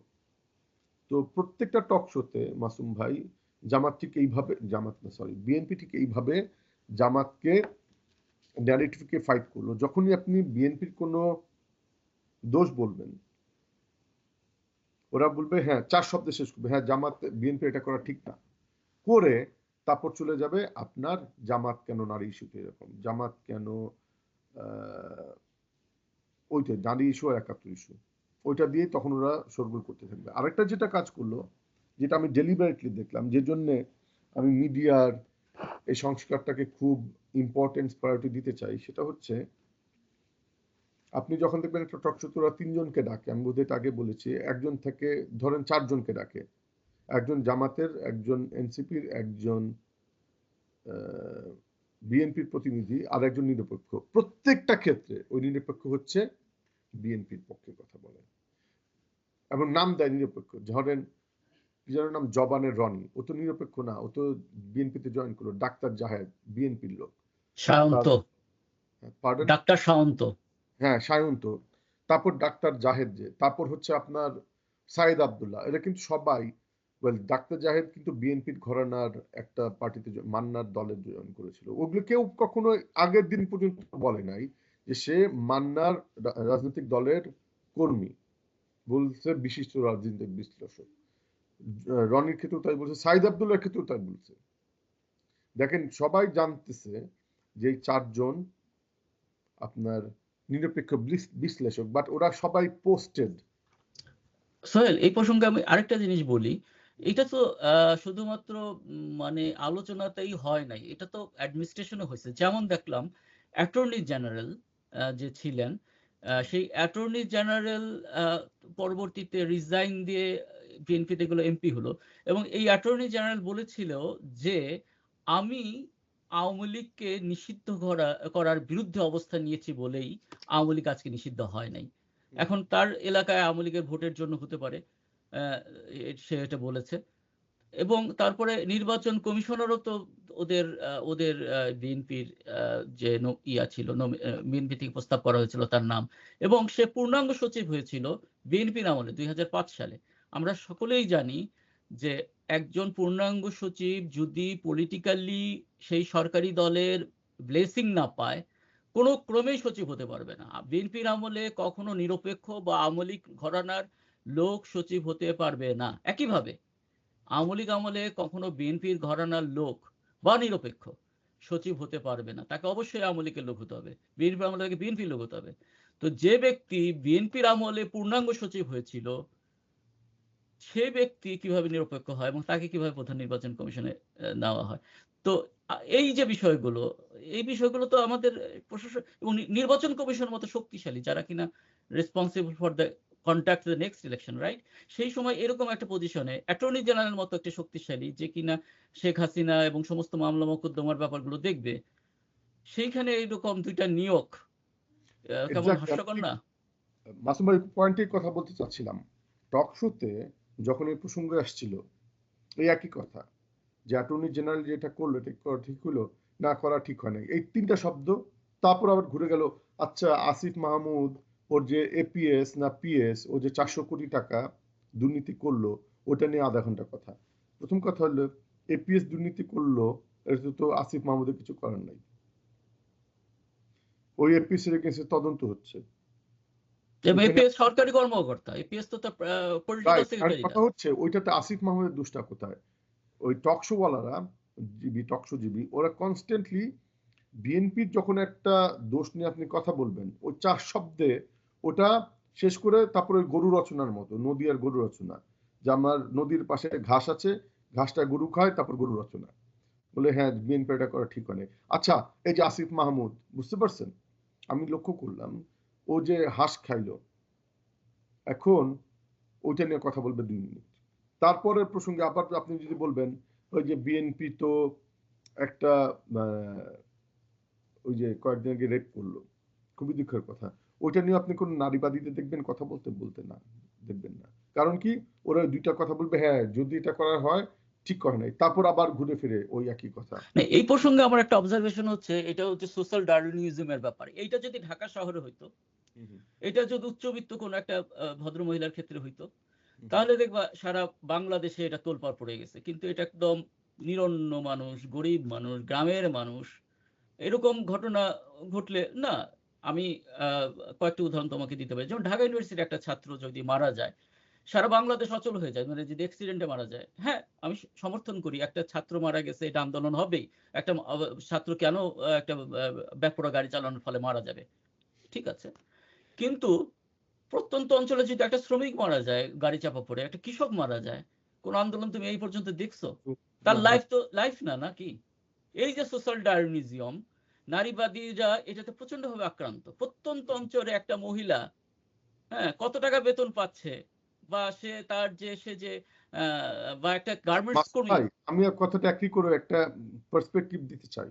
হ্যাঁ, বল প্লিজ। একই নারীবাদীরা ও প্রত্যন্ত অঞ্চলে যদি কোনো, ধরেন কোনো খ্রিস্টান মহিলা রেপ হইতো জামাতের কোনো নেতা দিয়ে, ওইটা দিয়ে প্রত্যন্ত অঞ্চলে, ওইটা দিয়ে আগামী 10 দিন টিভিতে ওরা গরম করে ফেলতো। আমি ওইখানে পয়েন্ট আনতে চাই, এই একই আচ্ছা, প্রত্যন্ত অঞ্চলে যদি একটা বিএনপির নেতা যেটা করলো, ওই যে হাতিয়ার, খুবই কষ্টের কথা, একটা স্ত্রীকে রেপ করলো, কারণ সে বিএনপিকে ভোট দেয় না। আপনি কি নিউজটা দেখছেন? হুম, তখন কিন্তু কিছু বলবে না। এখন আপনি যেটা বলছেন প্রত্যন্ত অঞ্চলে একটু কম আলোচনা হয়, যেটা আমি মানতে রাজি, যদি ওই প্রথম সিচুয়েশন যেটা বললাম, ওকে, গট ইট। প্রত্যন্ত অঞ্চলে একটা খ্রিস্টান মহিলাকে, একমত তোমার সাথে। তখন যদি আলোচনা হয় তখন মানতে রাজি। কিন্তু যখন উল্টাটা হয়, যে ওই ক্ষেত্রে আলোচনা হয় এই ক্ষেত্রে হয় না, তখন আমি চেরি পিকিং অথবা পার্সিয়ালিটির কথা বলতে চাই। সেইখানেই সেই পয়েন্টে আমি বললাম, মানে 2 ক্ষেত্রে এটা খারাপ। কথা হলে এক ক্ষেত্রে আপনি সরব হবেন না, এক ক্ষেত্রে একদম কথাই বলবেন না, pick and choose. Pick and choose, cherry pick যেটা বলি। তো সেটা একটা বড় জায়গা। তা আমি প্রশ্নটা ভুলে গেলাম কি নিয়ে বলছিলাম। ও 71-এ ক্লিন করতে হবে। আমি মনে করি জামাতের বেশ কয়েকটা সমস্যা আছে। সমস্যা হচ্ছে এই, আমি রিসেন্টলি একটা কনস্পিরেসি থিওরি পড়লাম। আমি জানি না এটা কতটা সত্যি, বাট এই জায়গাটা ওদের ক্লিয়ার করা উচিত, যাতে আমার মতো লোকজন কনফিউজ হয়ে না যায় বা ডাউট না হয়।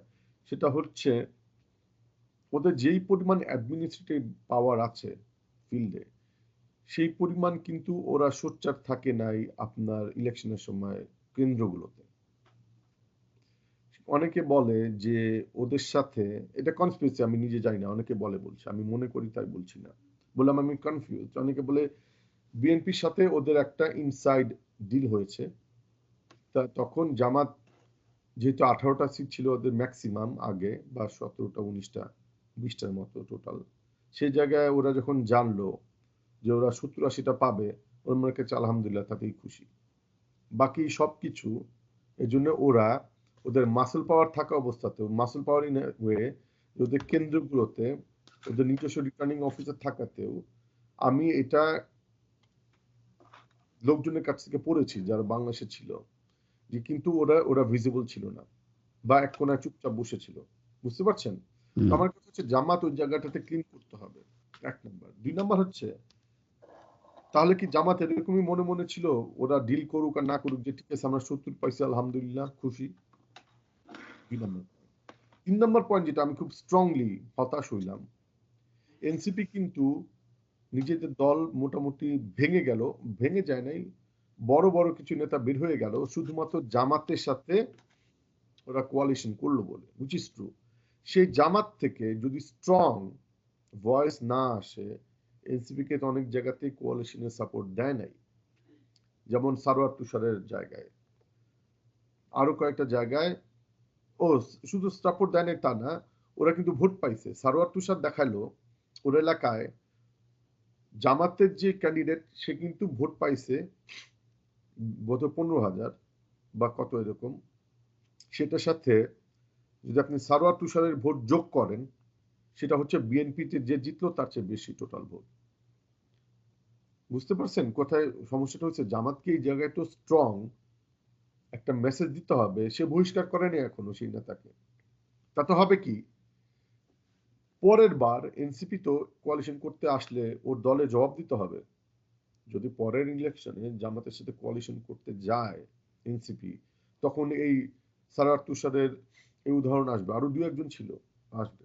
বুঝছেন, ওই জায়গাটাতে খুব বড় একটা জায়গা ক্লিন করতে হবে জামাতকে। জামাত নিয়ে প্রায় একটা পজিটিভ রিয়াক্ট আসে লোকজনের কাছে, ওরা খুব ডিসিপ্লিনের নমুনা তো দেখাতে হবে ফিল্ডে, তাই না? আর ফাইনাল একটা কথা হচ্ছে, আমি লুকিং ফরওয়ার্ড বলছি, সামনে সিটি কর্পোরেশন আর উপজেলা নির্বাচন। আমি আজকে দেখলাম কিছুক্ষণ ঘন্টা দুয়েক আগে জাবের ইনকিলাব মঞ্চ ওরা ঢাকা উত্তরে ক্যান্ডিডেটসি ঘোষণা দিয়ে দিয়েছে, যেটা ইশরাকের জায়গায়, তাই না? যদি তাই হয় আমার মনে হয় জামাত এনসিপি অ্যালায়েন্স ওরা ইমিডিয়েটলি, আমার ধারণা ওরা কথা বলেছে, বাট ইমিডিয়েটলি বসা উচিত যে সিটি কর্পোরেশনে ওরা কাকে সাপোর্ট দিবে। বাইরে বলতে হবে না, ইনসাইড তারা ডিসাইড করতে হবে, এবং উপজেলা নির্বাচনগুলোকে কাকে ডিল দিতে হবে। কারণ যদি বিএনপি সিটি কর্পোরেশন এবং উপজেলা নির্বাচন ধরে রাখে, আমি গ্যারান্টি দিলাম সামনে ইলেকশন একই জামাত জোট 100 নিচে পাবে। কারণ এবার তো উপজেলাতে প্রত্যক্ষভাবে জামাতের বা বিএনপির লোকজন ছিল না। সামনের ইলেকশনে আপনি কনসিডার করেন ঠিক এই সিচুয়েশন প্লাস উপজেলা এবং সিটি কর্পোরেশনে জামাতের লোকজন, বুঝতে পারছেন কি অবস্থা হবে? 1 নম্বর। 2 নম্বর পয়েন্ট হচ্ছে, আচ্ছা হ্যাঁ এটা বললাম, 4টা জায়গায় আমি আপনাকে বলেছিলাম আগে যখন আমরা আপনার অন্য একটা দিন আলোচনা করছিলাম, 4টা জায়গায় মাসুম ভাই আমি মনে করি যদি সংস্কার হয় আর কিচ্ছু লাগবে না। 4টা জায়গায় যদি সংস্কার হয়, যেটা অ্যাকচুয়ালি জুলাই সনদে বলা হয়েছে, বাংলাদেশে ফ্রি অ্যান্ড ফেয়ার ইলেকশনের দিকে, মানে ইঞ্জিনিয়ারিং ফ্রি অ্যান্ড ফেয়ার তো হলো, এবার মারামারি কাটাকাটি একটু কিছু জায়গায় হইলো, বাট মোটা দাগে প্রপার একটা ইলেকশন হইলো। কিন্তু ইঞ্জিনিয়ারিংটা ঠেকানোর জন্য, ইঞ্জিনিয়ারিং বলতে ভিতরে মির্জা আব্বাসের বউ যে ঢুকলো এই সেই করলো, এগুলো ঠেকানোর জন্য আপনার 4টা জায়গায় কাজ করতে হবে, ইন্ডিপেন্ডেন্স দিতে হবে। একটা হচ্ছে পাবলিক সার্ভিস কমিশন, ওটা আমি শেষে আলোচনা করি। একটা হচ্ছে প্রধান বিচারপতি নিয়োগ, ওইখানে গভর্নমেন্টের কোনো ইনফ্লুয়েন্স থাকবে না। 2 নম্বর হচ্ছে ইলেকশন কমিশন নিয়োগ। 3 নম্বর হচ্ছে দুদক। 4 নম্বর হচ্ছে পিএসসি।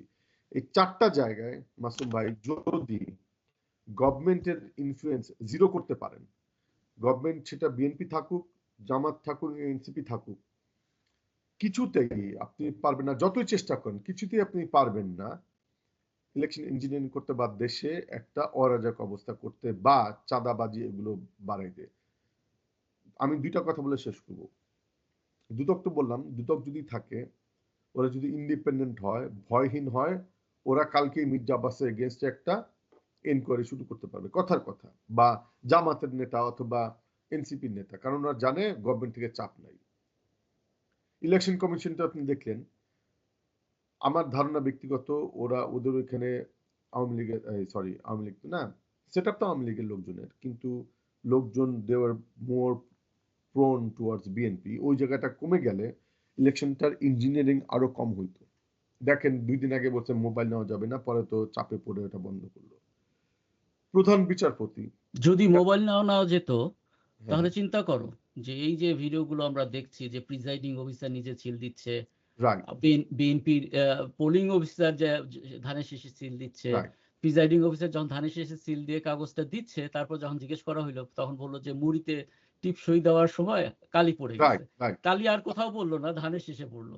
রাইট। তো এই রেকর্ড গুলো তো আর আমরা পাইতাম না তখন। আর তাহলে দেখো এখন প্রধান ষড়যন্ত্রটা কোথায় ছিল। বিচারপতি প্রধান বিচারপতি নিয়োগের যেটা যদি হইতো, তাহলে আপনি হাইকোর্ট, সুপ্রিম কোর্ট এই জায়গাগুলো ক্লিন থাকতো, মানে মডারেটলি। মোস্ট ইম্পর্টেন্ট মাসুম ভাই, আপনি দেখেন আপনার শরীরের চোখ ইম্পর্টেন্ট, নাক ইম্পর্টেন্ট, হার্ট ইম্পর্টেন্ট, কিন্তু পুরো শরীরটা আপনি হাঁটার জন্য, ব্রেন থাকে, হার্ট থাকে, সবকিছু হেল্প করে, কিন্তু পুরো শরীরের আপনার ভেতরে কি আছে? কঙ্কাল। পিএসসি হচ্ছে সেই কঙ্কাল ফর দেশের অ্যাডমিনিস্ট্রেশনে। এবং আপনি যখন বলেন যে এস্টাবলিশমেন্ট এই ইলেকশনটাকে ইঞ্জিনিয়ারিং করলো, বা ইলেকশনটা ঠিক মতো হইতে দেয় নাই, বা সংস্কারটা ঠিক মতো করতে দেয় নাই, ওয়ান অ্যান্ড অনলি রিজন হচ্ছে পিএসসিতে। কারণ আওয়ামী লীগের এস্টাবলিশমেন্ট বসার 4টা-5টা ল্যাডারে, 17 বছরে তো অ্যাটলিস্ট 4-5টা বিএসসি হলো বা তার বেশি। ওখানে প্রত্যেকটা আওয়ামী লীগের লোকজন। এখন আমি বলি, আগামী 5 বছর বিএনপি প্রত্যেকটা নিজেদের লোকজন বসাবে যদি পিএসসিতে তাদের লোক থাকে, এবং বসানো শুরু করে দিয়েছে। কারণ ডাক্তার জাহেদ ছিল পিএসসির ভাইভা বোর্ডে। কেন বলি? এই লোকগুলো অ্যাডমিনিস্ট্রেশন সেট আপ করে। এই জন্য বললো যে ডক্টর ইউনূস ব্যর্থ ছিল ইন এ সেন্স, বা করতে পারে না, কারণ যখন সে হাত দিল যে আমি সচিব সরাই দিব, ধরেন ঠিক করে আমি সবগুলো সচিব সরাই দিলাম, আমি ওই জায়গায় কাকে বসাবো? ডেপুটি সচিবকে, সেগুলো আওয়ামী লীগের, তাকেও সরাই দিলাম। ডেপুটি সচিবের আগে যে আছে তাকে বসাবো, সেও আওয়ামী লীগ, তাকে সরাই দিলাম। তারপরে তাকেও সরাই দিলাম, তারপরেও তাকেও সরাই দিলাম, সব 5টা হতেছে আওয়ামী লীগের। তারপরে যে 6 নম্বরে আছে তাকে যদি আপনি সচিবে আনেন, দেশ চালানো সম্ভব? সম্ভব না।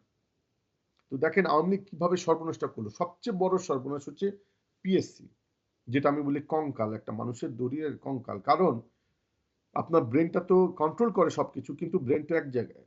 ব্রেন যদি বলে কঙ্কালকে যে তুমি ডান হাত দিয়ে এটা ধরো, ডান হাত যদি না ধরে তাহলে কিছু করতে পারবেন না, ব্রেন যাই বলুক। তো ওই জায়গাটা হলো পিএসসি। তো ওই জন্য আমি বলতে চাই দুদক, ইলেকশন কমিশন, প্রধান বিচারপতি আর পিএসসি, এই 4টা জায়গা যদি আপনি নিরপেক্ষ না করতে পারেন, তাহলে এস্টাবলিশমেন্ট সারা জীবন আপনার এগেনস্টে কাজ করবে, বা আপনার পক্ষে কাজ করবে, সেইটা সহায়ক হবে। এখন আমি একটা পয়েন্ট বলে শেষ করতে চাই, ওটার জন্য একটা ইনফরমেশন দিই। গুড ইনফরমেশন হচ্ছে, আমি ঢাকায় সিটি কর্পোরেশনের ভিতরে যেগুলো পজিশন আছে, সিট আছে বোধহয় 14টা। গুড নিউজ ইজ 14টার ভিতর দেখেন টক শোতে কিন্তু মেইনলি দেখে, যদিও গ্রামগঞ্জে দেখে, বাট ওরা প্রভাবিত বেশি হয় ঢাকা সিটিতে। 14টার ভিতর 7টা পাইলো বিএনপি আর 7টা জামাত জোট। তার মানে হচ্ছে এই কনস্ট্যান্ট প্রোপাগান্ডার পরও 7টা কেন্দ্রে, মানে সিটে জামাত জোট কিন্তু ইকুয়ালি ভোট পাইলো। তার মানে হচ্ছে কি, যে ওখানে একটা স্ট্রং প্রেজেন্স আছে যারা জামাত জোটকে সাপোর্ট করে ভোট দিয়েছে। ওটা বাড়ানোর জন্য আপনার ওই লাগবে, বলে ওই বললাম না মিডিয়া, যেটা ইনকিলাব মঞ্চ কাজ করলো মিডিয়ার ফ্যাসিজম সরানোর জন্য। এটা এখন এই পয়েন্টটা বলে শেষ করি। আমি অনেকগুলো পয়েন্ট বলছি, এগুলো এক একটা পয়েন্টে আমি 2 ঘন্টা করে কথা বলতে পারবো। বাংলাদেশে আপনি দেখবেন এত কিছুর পরও বিএনপি যে এত ভোট পাইলো, তার একটা বড় রিজন হচ্ছে জেনজিদের ভিতর বিএনপির আগের দুর্নীতির সময়টা কেউ জন্মগ্রহণ করে নাই, অথবা ডায়াপার করে থাকতো, তাই না? 2001 থেকে 6, ইভেন হাফ প্যান্ট পরতো হাসনাতো, তাই না? ওর কত এখন 27 বছর বয়স, 2004 বয়স কত ছিল? 4 বছর, 3 বছর। তো জেনজিদের 99% বিএনপির ওই দুর্নীতিটা দেখে নাই, বুঝতে পারছেন? এই জন্য আমি যে জন্য বলতে চাচ্ছি, তার মানে বিএনপিকে যে ঢাকার ভেতর ভোট দিয়েছে, জেনজিদের একটা অংশ দেখে নাই, কিন্তু মিলেনিয়াল কিন্তু দেখছে, যেটা আপনার আমার জেনারেশন। আমি মনে করি বাংলাদেশের সবচেয়ে সবচেয়ে অথর্ব ব্যাকবোনলেস স্পাইনলেস জেনারেশন হচ্ছে মিলেনিয়াল। একমত, ওরা 100% একমত। ওরা সবসময় বিএনপি কে না আওয়ামী লীগকে না, ওরা সবসময় যারা ক্ষমতার কাছাকাছি ওদের কাছাকাছি ছিল। বিএনপি কিন্তু আচ্ছা, ওরাই। একটুখানি আমি তোমার একটু ইন্টারাপ্ট করি, হ্যাঁ, মানে বলেন। এই প্রসঙ্গে আমি একটু ইন্টারাপ্ট করি। তুমি কিন্তু আবার মনে রাখো, মানে খেই জি, হারায় ফেলো না। না সেটা এটা হচ্ছে আমার যে last point, বলেন। আমাদের প্রজন্ম, আমি একটা লেখাতেও লিখছিলাম অনেক বছর আগেই, মানে একেবারে যখন আমাদের প্রজন্ম, যখন আমরা ইয়াং ছিলাম, যখন কিনা হাসনাতদের মতো বয়স বা তার থেকেও কম বয়স, হয়তোবা আরো 22, 20, 23, 24, 25 এইরকম বয়স। তখন আমি রাজনীতি পছন্দ করি না, এটা বলা একটা ফ্যাশন ছিল। আমি রাজনীতিকে ঘৃণা করি। এই বলে যারা এখন আবার এলিট সাজে, এরা হাত ধুয়ে ফেলছে অনেক আগেই কিন্তু।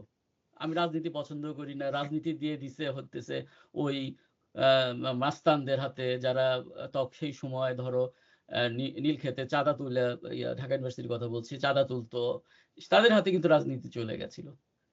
এখন এত বছর পরে মানে সব স্বাভাবিক জীবনযাপন করছে। প্রতিদিন ৯ টায় অফিসে যায়, সন্ধ্যায় বাড়ি ফেরে।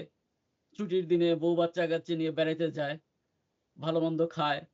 আবার বছর শেষে একবার একটা বোনাসের টাকা দিয়ে মালয়েশিয়া, অমুক জায়গায়, তমুক জায়গায় ট্যুর দিয়ে বেড়ায়। ফরেন কারেন্সি খরচ করে। হ্যাঁ? দেশের জন্য কি করে আমি জানি না। যখন আবার অফিসের মধ্যে মাঝে, মাঝে আবার ওই যে ম্যানচেস্টার ইউনাইটেডের খেলার আপডেট দেয়। রাইট। ওইটা নিয়ে আলাপ শুরু হইলে ওইটাতে ২ ঘন্টা আলাপ চলে গেল। অফিসের কাজের মধ্যে বালাই নেই।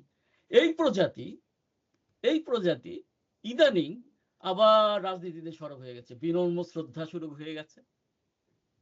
অমোঘ হয়ে গেছে, এই হয়ে গেছে। হাসনাতদের তারা সমালোচনা করে।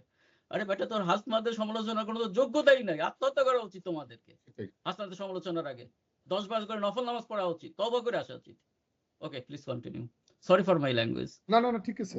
আমি বলছিলাম মিলেনিয়াল বলতে আমি বোঝাচ্ছি 40 থেকে 60 বছর বয়স। এরা, আমি যেটা দেখলাম যারা 60 এর উপরে তাদের তাদের একটা আইডিওলজি নিয়ে সাপোর্ট করে। তারা যখন যারা 60 এর বেশি দেখবেন, ভুল হোক শুদ্ধ হোক, তারা আওয়ামী লীগকে বা বিএনপিকে সাপোর্ট করে বিকজ অফ আইডিওলজি। 40 এর কম যারা, বা ধরেন 35 আপ টু, তারা জেনজি, তারা বিএনপিকে দেখে নাই, আওয়ামী লীগকে দেখে নাই। ওরা আমি মনে করি যা দেখছে, যেটা বুঝতে পারছে ওটার উপর যাচ্ছে।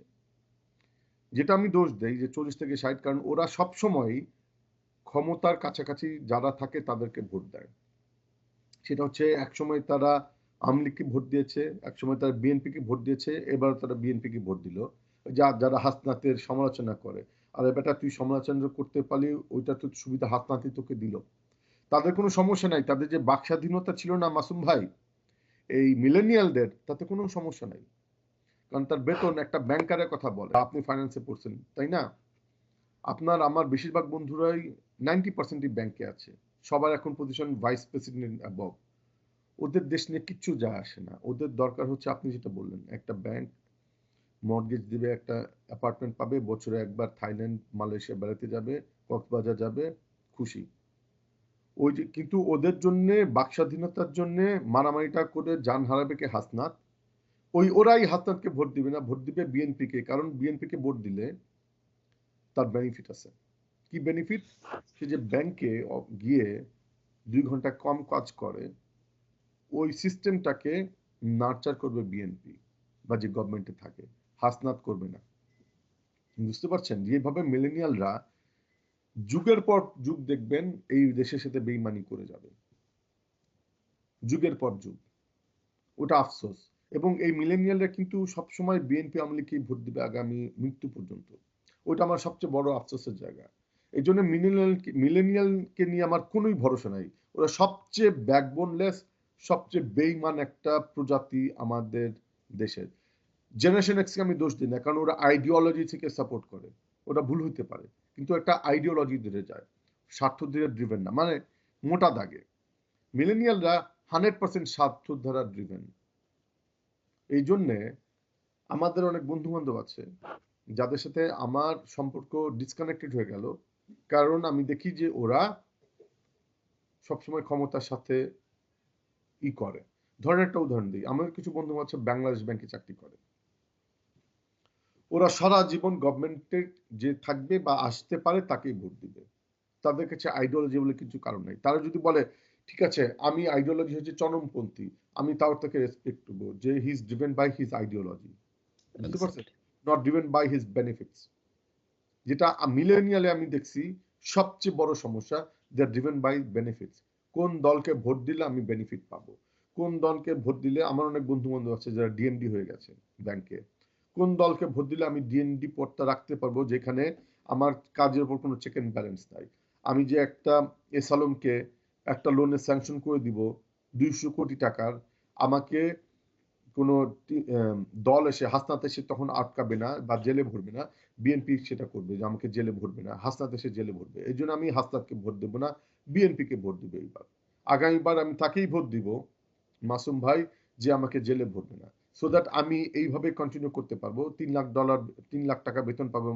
এখন কি মাসে হয় না বছরে? মাসে মাসে কি? মাসে 3 লাখ টাকা বা 2 লাখ টাকা বেতন পাবো। হ্যাঁ, ব্যাংকারদের বেতন তো 3 লাখের না আমি ভুলে কাছাকাছি। গেছি, হ্যাঁ, আমি তো ডলারের হিসাব করি তো। মাসে মাসে। হ্যাঁ, মাসে 3 লাখ টাকা পাবো, একটা গাড়ি পাবো, আমি মর্টগেজ দিতে পারবো, বাচ্চারা ভালো স্কুলে পড়বে, বিদেশে 2 বার বেড়াতে যাবো বছরে, ডান।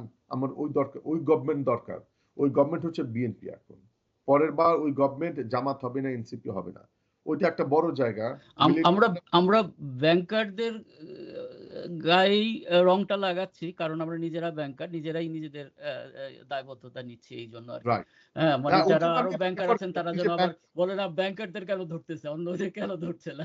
বাট এই একটা দিক জিনিসটা তো ভালো মাসুম ভাই, হুম, একদিক তো ভালো যে ব্যাংকাররা ব্যাংকারদের দোষ ধরতে পারে, যেটা বাংলাদেশে আরেক সমস্যা। আপনি যেমন ডাক্তারদের কোনো দোষ ধরলে সবগুলি ডাক্তার এসে ঝাঁপায় পড়বে, এক্সাক্টলি এক্সাক্টলি। সাংবাদিকের দোষ ধরে সবগুলি সাংবাদিক এসে ঝাঁপায় পড়বে। ব্যাংকারের একদিক তো ভালো যে কোনো ব্যাংকার নাই ঝাঁপায় পড়বে না। ডাক্তারদের ভেরি ইন্টারেস্টিং। আমি আবার যেহেতু গল্প প্রসঙ্গে একটা ভেরি ইন্টারেস্টিং একটা গল্প তোমাকে বলি। আ আচ্ছা হু বলেন। আ ইয়ার হুমায়ূন আহমেদের একটা নাটক হয়েছিল টিভিতে, সেটা হচ্ছে যে 'বহুব্রীহি'। ওখানে হুম, হুম। একটা ডাক্তার আ ও চরিত্র ছিল যেটা কিনা আফজাল হোসেন অভিনয় করেছিল। হ্যাঁ, আমি দেখেছি। ডাক্তারটা বোকাশোকা ডাক্তার। তো এইটা অভিনয়ের পরে ডাক্তাররা মিছিল বের করে ফেলল যে ডাক্তারকে কেন বোকা হিসেবে পোর্ট্রেট করা হইছে। তাই? আবার হ্যাঁ, হ্যাঁ, মিছিল বের হয়ে গেছিল। তারপর আরেকটা নাটকে, সম্ভবত আরেকটা নাটকে পুলিশকে একটা দুর্নীতিবাজ সাজানো হয়েছিল। সেটাও হুমায়ূন আহমেদের নাটক। তো সেইটাতেও পুলিশরা খুব মন খারাপ করছে। পরে হুমায়ূন আহমেদকে বলতে বাধ্য হইছি, হুমায়ূন আহমেদ যে হুমায়ূন আহমেদের ফাদারও কিন্তু একজন পুলিশ অফিসার ছিলেন। তো সেইটা বইলা উনার বিবৃতি দিতে বাধ্য হইছেন যে, "না, এটা আসলে নাটকের চরিত্র। এটার মানে এইটা না।"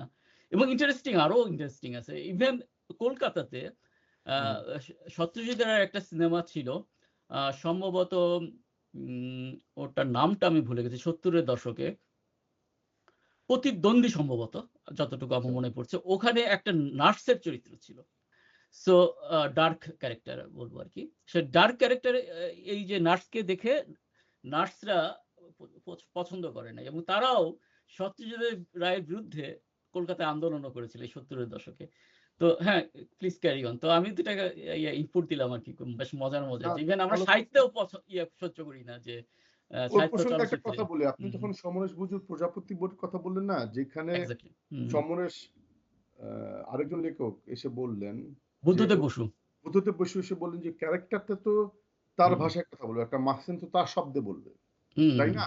তো হুম, মাস্তান যে শব্দে বলবে আমি তো ওখানে প্রমিত শব্দ বসাবো না, হুম, হুম, হুম, যাতে অশ্লীল না শোনায়, তথাকথিত অশ্লীল না শোনায়, কোট আনকোট, হুম।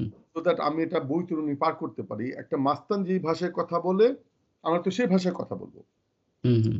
জিনিস- এইটা নিয়ে আমরা আরেকটা স্পেসিফিক আমরা একটা প্রোগ্রাম করব, হ্যাঁ, যেটা আর সাংস্কৃতিক ওটাতে আমি একটা ছোট পয়েন্ট, ফ্যাসিস্ট সাংস্কৃতিক দালালদের বিভিন্ন বক্তব্য নিয়েই আমরা হ্যাঁ, এই ওইটাতে আমার প্রোগ্রামটা বিশাল করব। একটা আগ্রহ আছে। বাট ওইখানে একটা আমি ছোট পয়েন্ট দিই, তারপর আপনার মেইন পয়েন্টে আসবো। আমি অনেকদিন আগে, আপনি তো বলেন নাটক, আমি একটা নাটক লিখছিলাম, ওটা টিভিতে দেখাইছিল, ওটা বাংলাদেশে, মনে নাই। ওখানে একটা কি ছিল যে মানে নায়কের বোন বা নায়িকার বোন নায়ককে ফোন করে বলতেছে, শুটিং এ আমি ছিলাম, যে এই সাংবাদিকগুলি তো বাস্টার্ড। তো ডিরেক্টর ছিল একজন সাংবাদিক, আর সে যে বলছিল সে বোধহয় মেমি ছিল না মেমি ছিল। সে তখন বলতেছে শুটিং এর পর, যে শুটিং হয়ে যাওয়ার মাঝখানে, যে আরিফ ভাই বাস্টার্ড বলা কি ঠিক হচ্ছে সাংবাদিককে? তখন বলে না, শব্দটা কেটে দাও, বলো না, সাংবাদিক খেপে যাবে। Which is true. সেজন্য কেটে দিছে, সে তো ছিল, কারণ আমি ওখানে পাশে বসেছিলাম। আমার কথা হলো এইটা তো আপনার বাংলাদেশে এমন কোনো ক্যারেক্টার নাই যে সাংবাদিককে বাস্টার্ড বলেন, আছে তো একটা না, ধরেন একটা ক্যারেক্টার, আমি তো ক্যারেক্টারকে রিপ্রেজেন্ট করছি। আরিফ খান তো বলছি না যে সাংবাদিকরা বাস্টার্ড, সাদিকুজ্জামান তো বলছি না সাংবাদিকরা বাস্টার্ড। একটা ক্যারেক্টার, সে মনে করছে সাংবাদিকরা বাস্টার্ড কারণ তার বোন রেপড হয়েছে, সে চায় না ওই খবরটা নিউজ পেপারে আসুক। বুঝতে পারছেন? তো দেখেন কিভাবে এই ন্যারেটিভ গুলোকে, আমাদের কনসেপশন গুলোকে, আপনি যেভাবে বললেন যে সমরেশ বসুর ওই বইয়ে, যেটা বুদ্ধিদেব বসু এসে বললেন, সমরেশ বসু তো এই শব্দগুলো বলে নাই, ওই ক্যারেক্টারটা বলছে। তখন আমি মনে মনে হাসতেছিলাম, কারণ ঠিক তাই ঘটছে আমার ক্ষেত্রে, যে নাটকে ক্যারেক্টারটা বলছে যে সাংবাদিকরা বাস্টার্ড, ওটা তো সাদিকুজ্জামান বলে নাই, হুম, ওটা হলো নায়িকার বড় বোন বলছে। বাংলাদেশে 18 কোটির ভিতরে একটা মানুষও নাই যে সাংবাদিককে বাস্টার্ড বলছে, হুম, হুম। তাই না? ব্যাপারটা বুঝতে পারছেন? ওই জায়গাতে আমাদের সমস্যাগুলো আছে। যাই হোক, মূল প্রসঙ্গে আসি। কি বলছিলাম ভুলে গেছি। ও হ্যাঁ, নারী ইস্যু আমার ধরনের খুব ইম্পর্টেন্ট। ও একটা কনস্পিরেসি থিওরির জায়গায় আমি বলছিলাম, ওখানে আমি আটকে গেলাম, যে জামাতে ইসলামকে কনস্পিরেসি থিওরিগুলি ক্লিন করতে হবে, যে যাতে ওর পার্টনারদের কাছ থেকে, অ্যালাইদের কাছ থেকে ও কনফিডেন্স পায়। যে জন্য আমি হাসনাত, সারোয়ার, তুষার সারোয়ারের উদাহরণটা দিলাম। ওরা কিন্তু প্রচন্ড খ্যাপা, ওদের লয়্যালটি আছে এনসিপির প্রতি, সেজন্য ওরা ফেসবুকে দিছে কিন্তু দল ছাড়ে নাই। এটা যদি কন্টিনিউ করে, এনসিপি একটা বিশাল বিপদে পড়বে, যে তার দল আরো ভাঙবে। ভাঙবে বলতে আরো দল চলে যাবে লোকজন, যদি জামাত এই কমিটমেন্টগুলি মেনটেন না করে তার অ্যালাইদের সাথে। জামাতের চ্যালেঞ্জগুলো আমি জানি, ওদের তো ইসলামিক আন্দোলনকেও দলে রাখতে হবে, সেই ইসলামিক আন্দোলন শরিয়া করতে চায়। তো এখন একই সাথে ইসলামিক আন্দোলন, এনসিপি, দুইটা দলকে যখন আপনি রেখে জোট করবেন, ভেরি ইজি জামাতকে ক্রিটিসাইজ করা, কিন্তু জামাতের জায়গা থেকে যদি দেখেন, আপনাকে দুইটাকেই তো ব্যালেন্স করতে হবে। এই প্রসঙ্গে আমি একটা জিনিস তোমাকে প্রশ্ন করতে চাই, সম্পূরক প্রশ্ন। সেটা হচ্ছে যে এই যে জামাত তো আমরা জানি যে ইসলামী শরিয়া ভিত্তিক একটা দল, তাই না? তো এখন রাষ্ট্র ক্ষমতায় যে প্রশ্নটা আল জাজিরা থেকে এসেছিল যে প্রধানমন্ত্রী হইতে পারবে কিনা? তো আমার মনে হয় সংক্ষেপে উত্তরে ডক্টর শফিক বলেছে যে হতে পারবে না, তাই না? তো পরবর্তীতে হয়তো তারা বিভিন্নভাবে এটা আলোচনাটাকে আরো লম্বা করে সেটাকে বলেছে যে আমরা তো খালেদা জিয়ার আমলে কোয়ালিশনে ছিলাম। বাংলাদেশে যদি প্রধানমন্ত্রী মহিলা হয় সেটা তো আমরা মানব না, এরকম কোনো কিছু নাই, তাই না? তো যাই হোক, জামাতের আরো বেশি স্পেসিফিকলি তাদের যে পলিসি গুলো যদি জামাত ইন ফিউচার ভালো করতে চায়, বলা উচিত যে আমরা শরিয়া ভিত্তিক বলতে এই জায়গায় এই জিনিস বুঝাচ্ছি। যেমন আমি আরেকটা জিনিস দেখলাম যে ইলেকশনের আগেই অনেকে পোস্ট দিয়েছে যে জামাত যদি ক্ষমতায় যায়, মানে এরকম একটা ভাইব ছিল না জামাত যেতেও পারে। রাইট। তাহলে কি আমরা আ ফাগুনে আ পহেলা ফাগুনে আমরা নি নি হলুদ শাড়ি পড়তে পারবো কিনা? কিংবা ভ্যালেন্টাইনস ডে পালন করতে পারবো কিনা? তো স্পেসিফিকলি এইসব ব্যাপারে যদি জামাতে ক্ষমতা যায়, তাদের সরকারের পলিসি কি হবে? তাদের নীতিমালা কি হবে? সংগীত চর্চার ক্ষেত্রে, নৃত্যের ক্ষেত্রে, যেগুলো বাংলাদেশে আ সাংস্কৃতিক অঙ্গনের লোকজন যে জিনিসগুলো আ অ অলরেডি বিভিন্ন দীর্ঘদিন যাবৎ আ অনুসরণ করে আসছে। সেইগুলোর ব্যাপারে জামাতের যে নীতিমালা কি হবে স্পেসিফিকলি ক্লিয়ার করা উচিত। যদি তারা বলে যে, "না, এটা বন্ধ করে দিব।" সেটা তারা ক্লিয়ার করুক। যদি সেটা হয়, তাহলে তো মানুষ বুঝতেই পারল।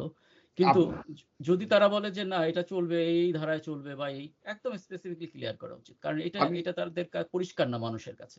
আমি আপনার জি। কাছে এগ্রি করি, বাট আমি নিজে নিজে শুনছি টিভিতে, টক শোতে, জামাতের সিনিয়র লিডাররা বলছে পোশাক নিয়ে ওরা কোনো কিছু বাধা দিবে না, উদযাপন নিয়ে কোনো কিছু বাধা দিবে না, ওগুলোতে কোনো বাধা নাই। সমস্যা যেটা হয়েছে মাসুম ভাই, দুইটা সমস্যা।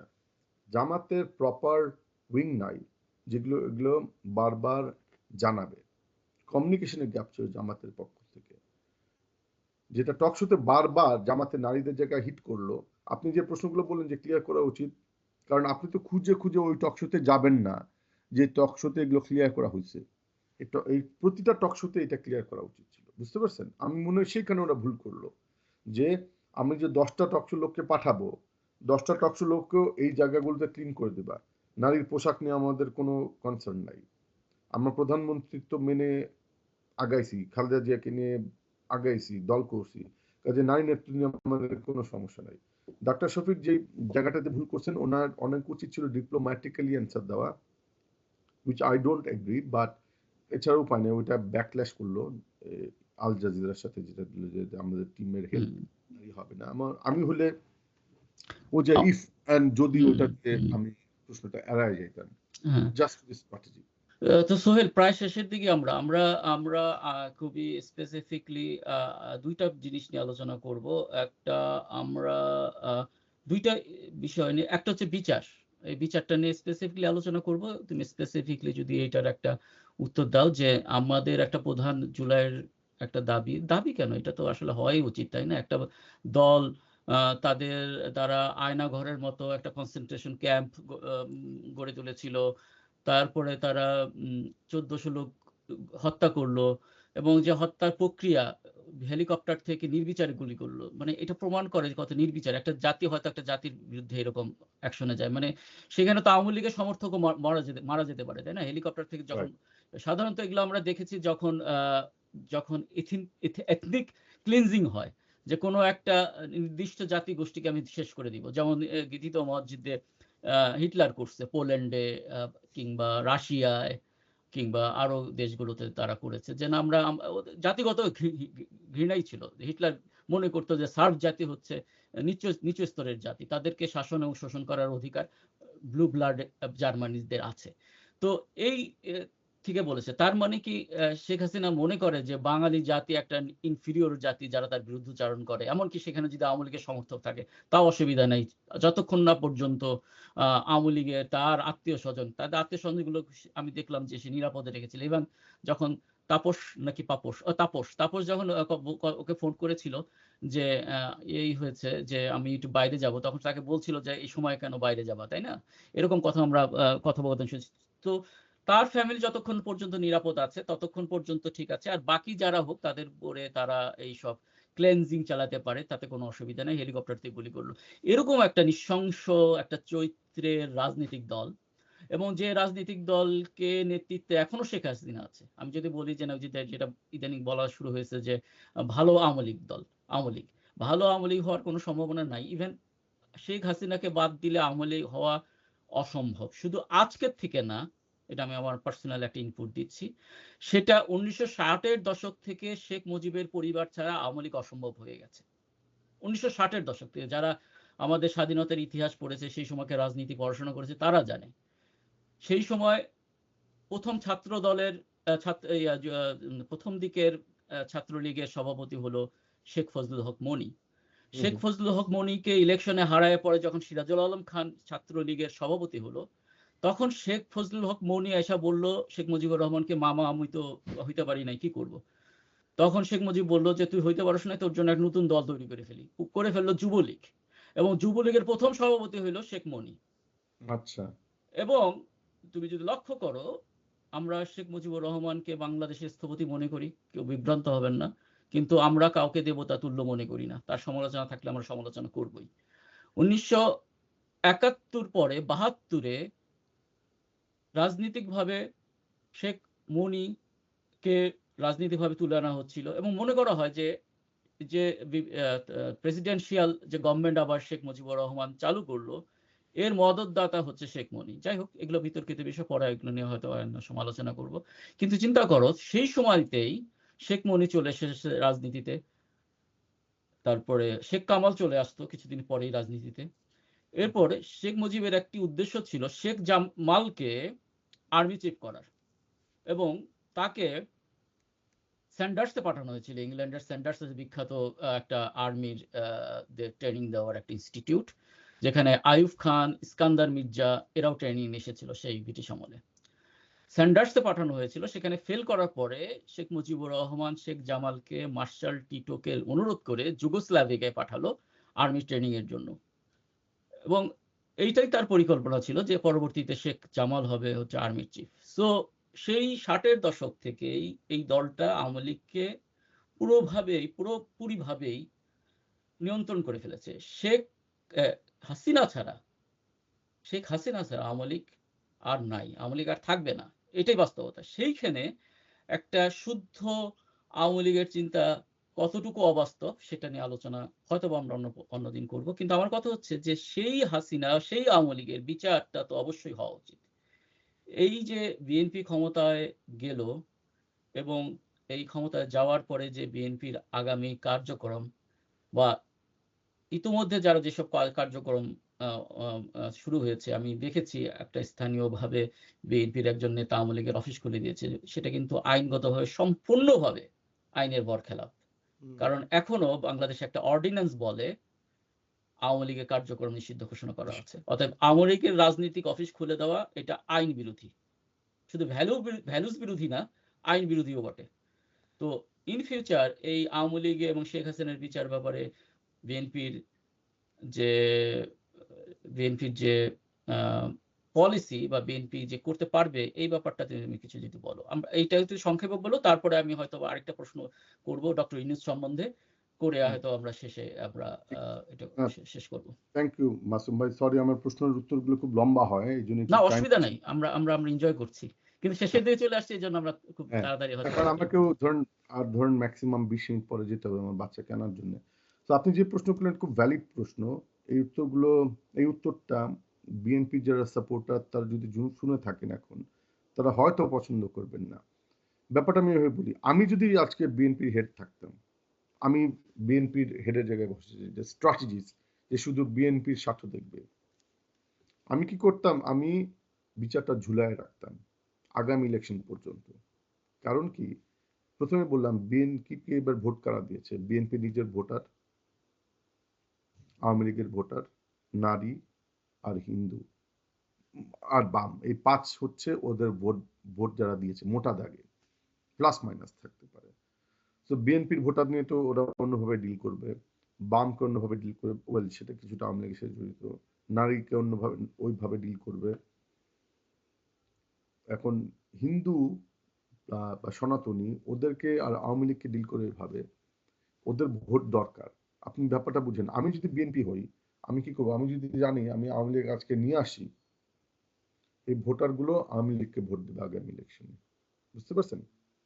বাট আমি যদি আওয়ামী লীগকে ঝুলায় রাখি, এই ভোটারগুলো এবার আমাকে ভোট দিয়েছে, আগামীবারও আমাকে ভোট দিবে।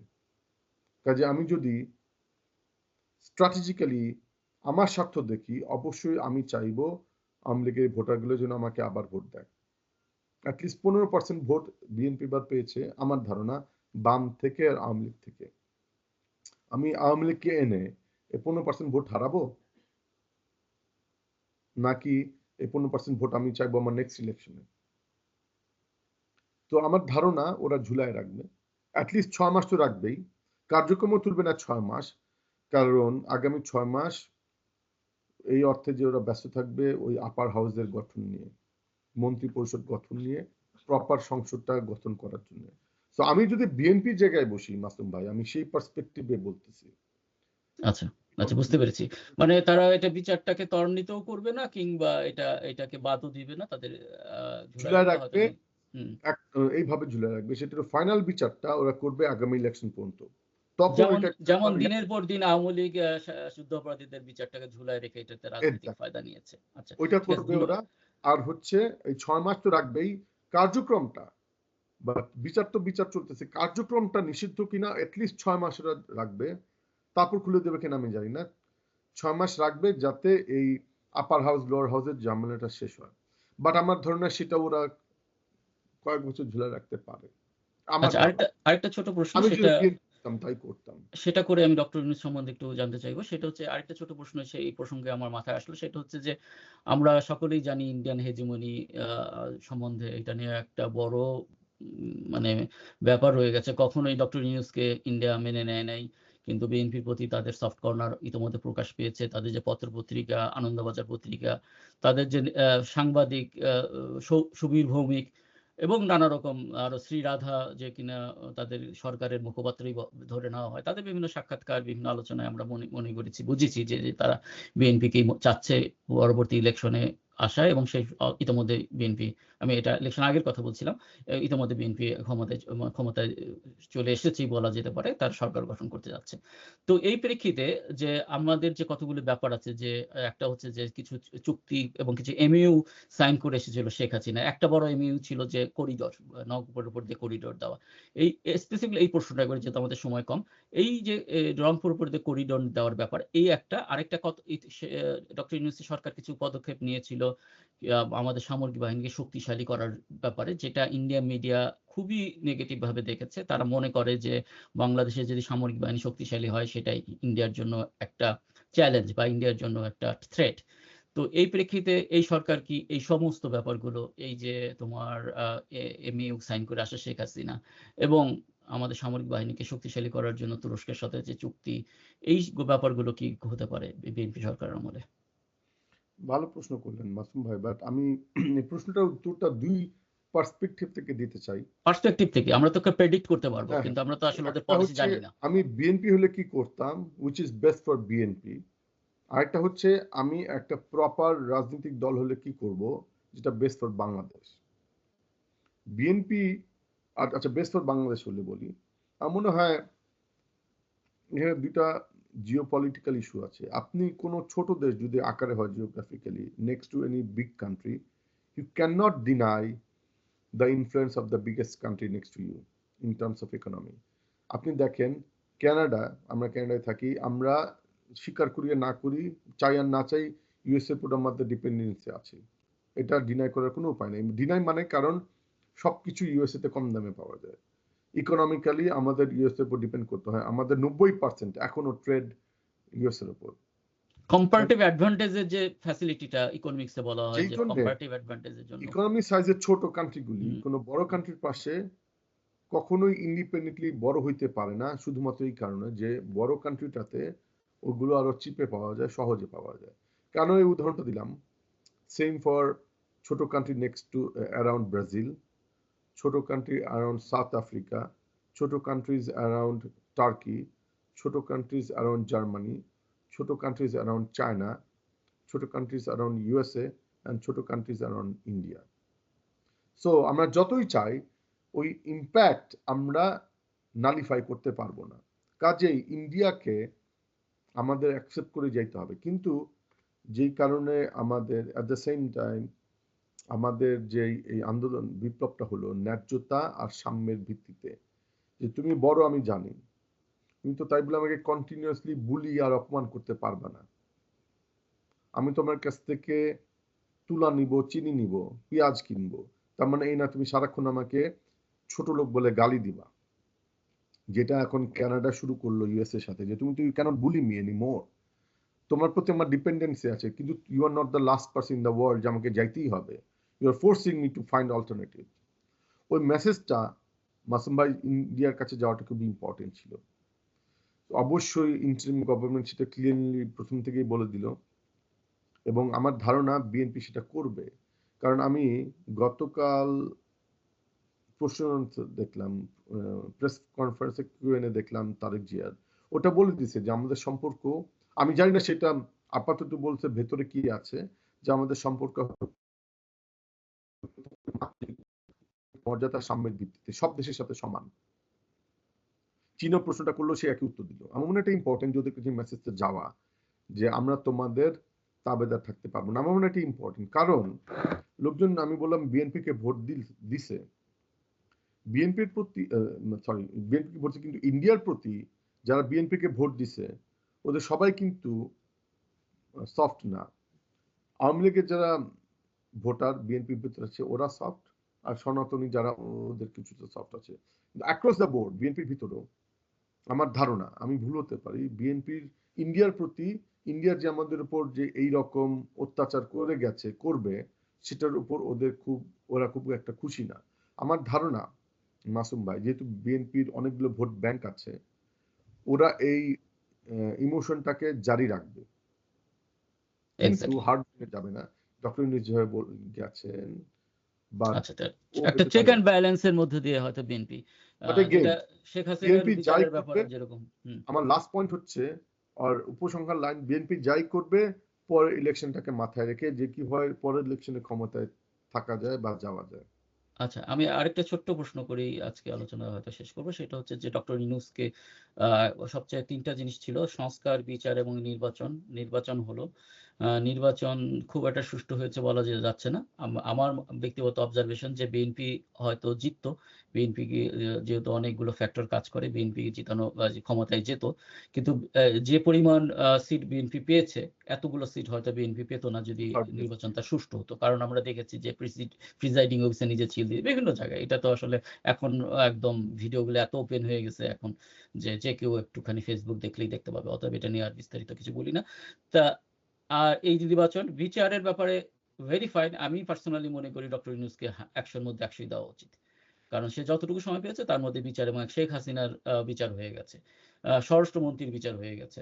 হ্যাঁ?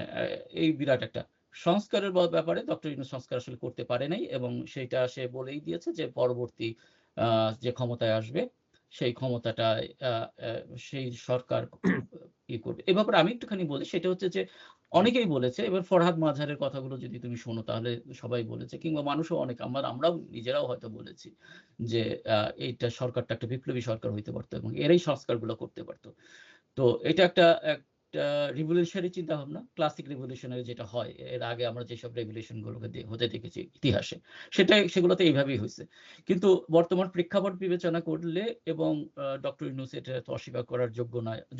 মানে কোনো অস্বীকার করার উপায় নাই যে ডক্টর ইউনূস আসলে একজন মার্কিনপন্থী লোক। এবং তার পড়াশোনা, বেড়ে ওঠা, বন্ধুত্ব সবকিছুই আমেরিকান আ যে ডেমোক্রেসি সেই ডেমোক্রেসির আলোকেই হয়েছে। অতএব আমেরিকান কালচার, পলিটিক্যাল কালচার, আমেরিকার যে আ চিন্তাভাবনা সেগুলোর বাইরে দিয়ে রিভলিউশনারি চিন্তাভাবনা ডক্টর ইউনূসের পক্ষে করা সম্ভব না বলেই আমার মনে হয়। বা সে সেই পথে যায়ও নাই। তো সেই আলোকে এই যে সংস্কারের ব্যাপারে ডক্টর ইউনূস আমি বলব যে তেমন কিছুই করেনি। পরবর্তীতে হয়তো সেটা হতে পারে। তো সংস্কার, বিচার এবং নির্বাচন ৩ টা প্রেক্ষাপটে ডক্টর ইউনূসের একটি সংক্ষিপ্ত মূল্যায়ন করবে। কারণ ডক্টর ইউনূস হয়তো বেশিদিন থাকবে না আমাদের আ প্রধান উপদেষ্টা হিসেবে। আমরা তাকে এবং এ কথাও সত্যি যে তার অনেকগুলো চ্যালেঞ্জ ছিল। হয়তো আমরা ভাবতেও পারি নাই ডক্টর ইউনূস যদি ওখানে ভাবতেও পারি না। ডক্টর ইউনূস যদি ওখানে না এসে অন্য কোনো ব্যক্তি হইতো, কিভাবে এই যে ইন্ডিয়ান মিডিয়াকে এবং ইন্ডিয়ার সরকারের যে এই বিমাতা সুলভ যে আক্রমণ সেগুলো কিভাবে হ্যান্ডেল করত। ডক্টর ইউনূসের পক্ষেই সম্ভব হয়েছে কারণ তার একটা ইন্টারন্যাশনাল বিশাল বড় একটা ইনফ্লুয়েন্স আছে।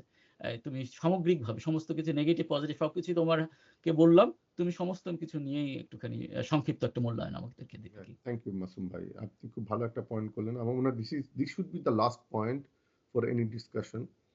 ডক্টর ইউনূসের প্রতি আমার পার্সোনালি প্রচন্ড রকমের কৃতজ্ঞতা। কারণ উনি না থাকলে আপনি যেটা বললেন, এতদিনে ইন্টারিম টিকতে পারত না। সম্ভব না।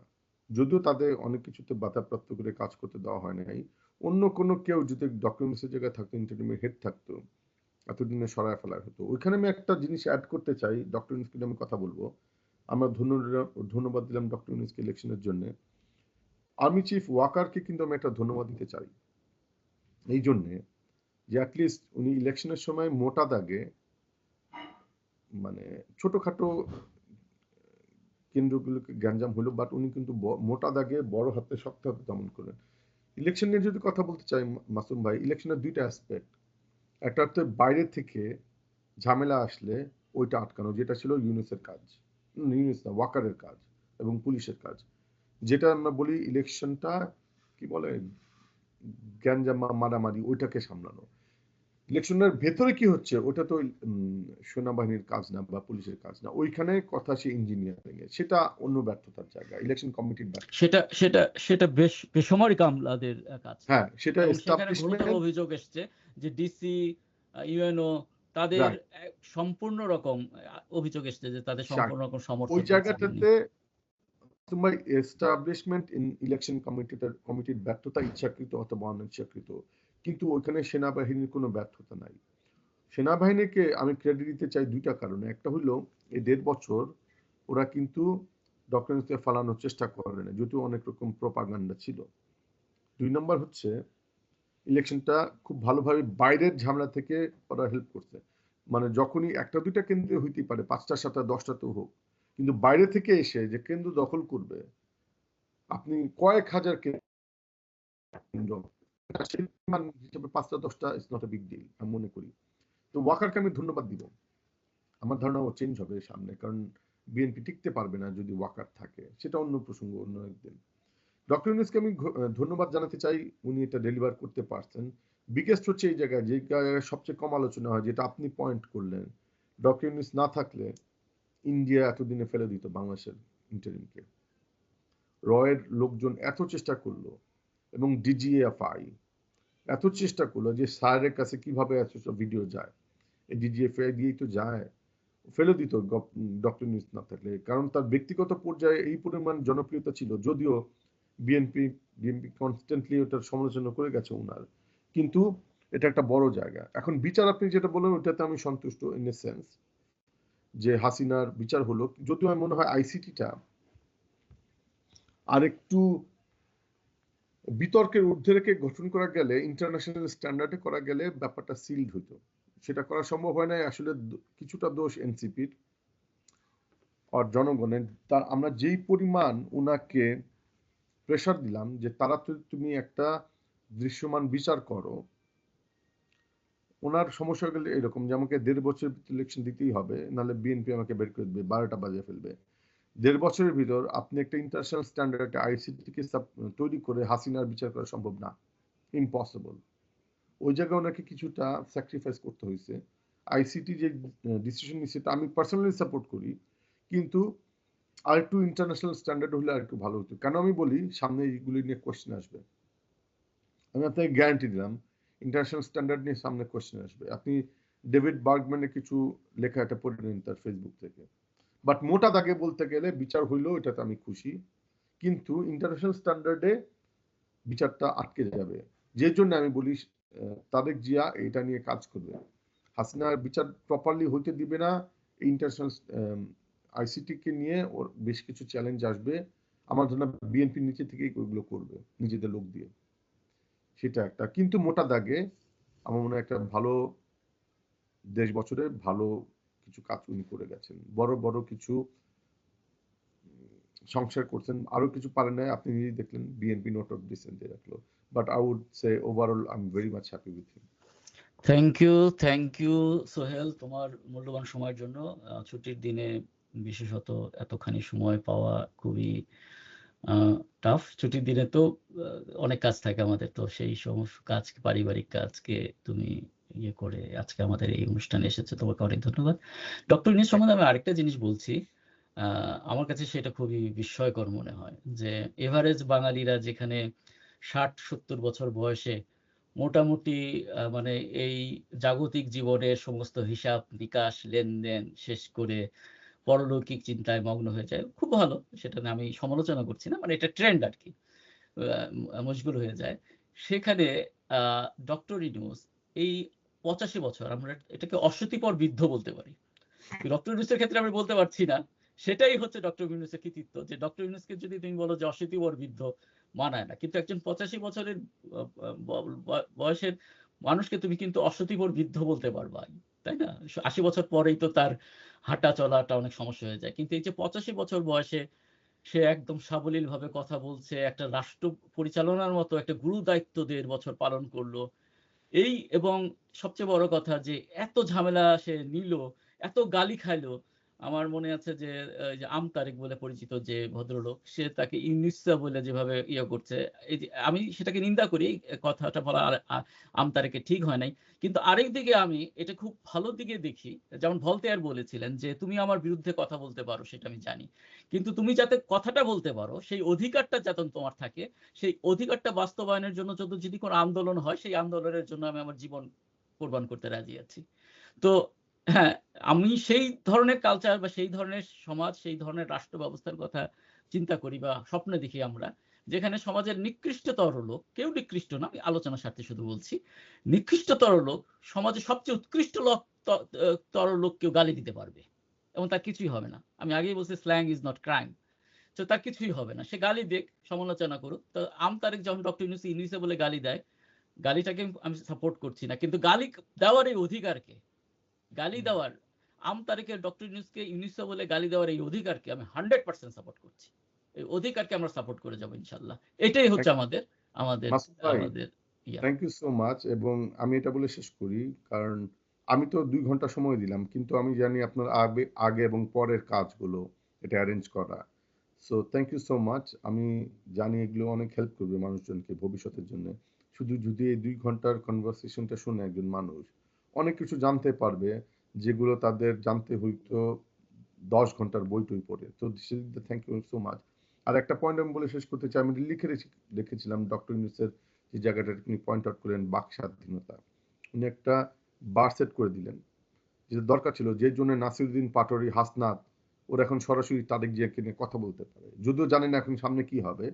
কিন্তু আপনাকে বলি, এই যে আমতারেক একটা অসভ্য, সে ইউনিটটা বলছে শাহেদ আলম বলে বিএনপির একজন আছে, অনলাইন অ্যাক্টিভিস্ট, ও বিরিয়ানি আলম খ্যাত ডক্টর ইউনূসকে নুনুস বলতো। তার ফেসবুকে এখনো দেখবেন NUNUS, মানে বাংলায় নুনুস, নয় শুকান্নু এস স।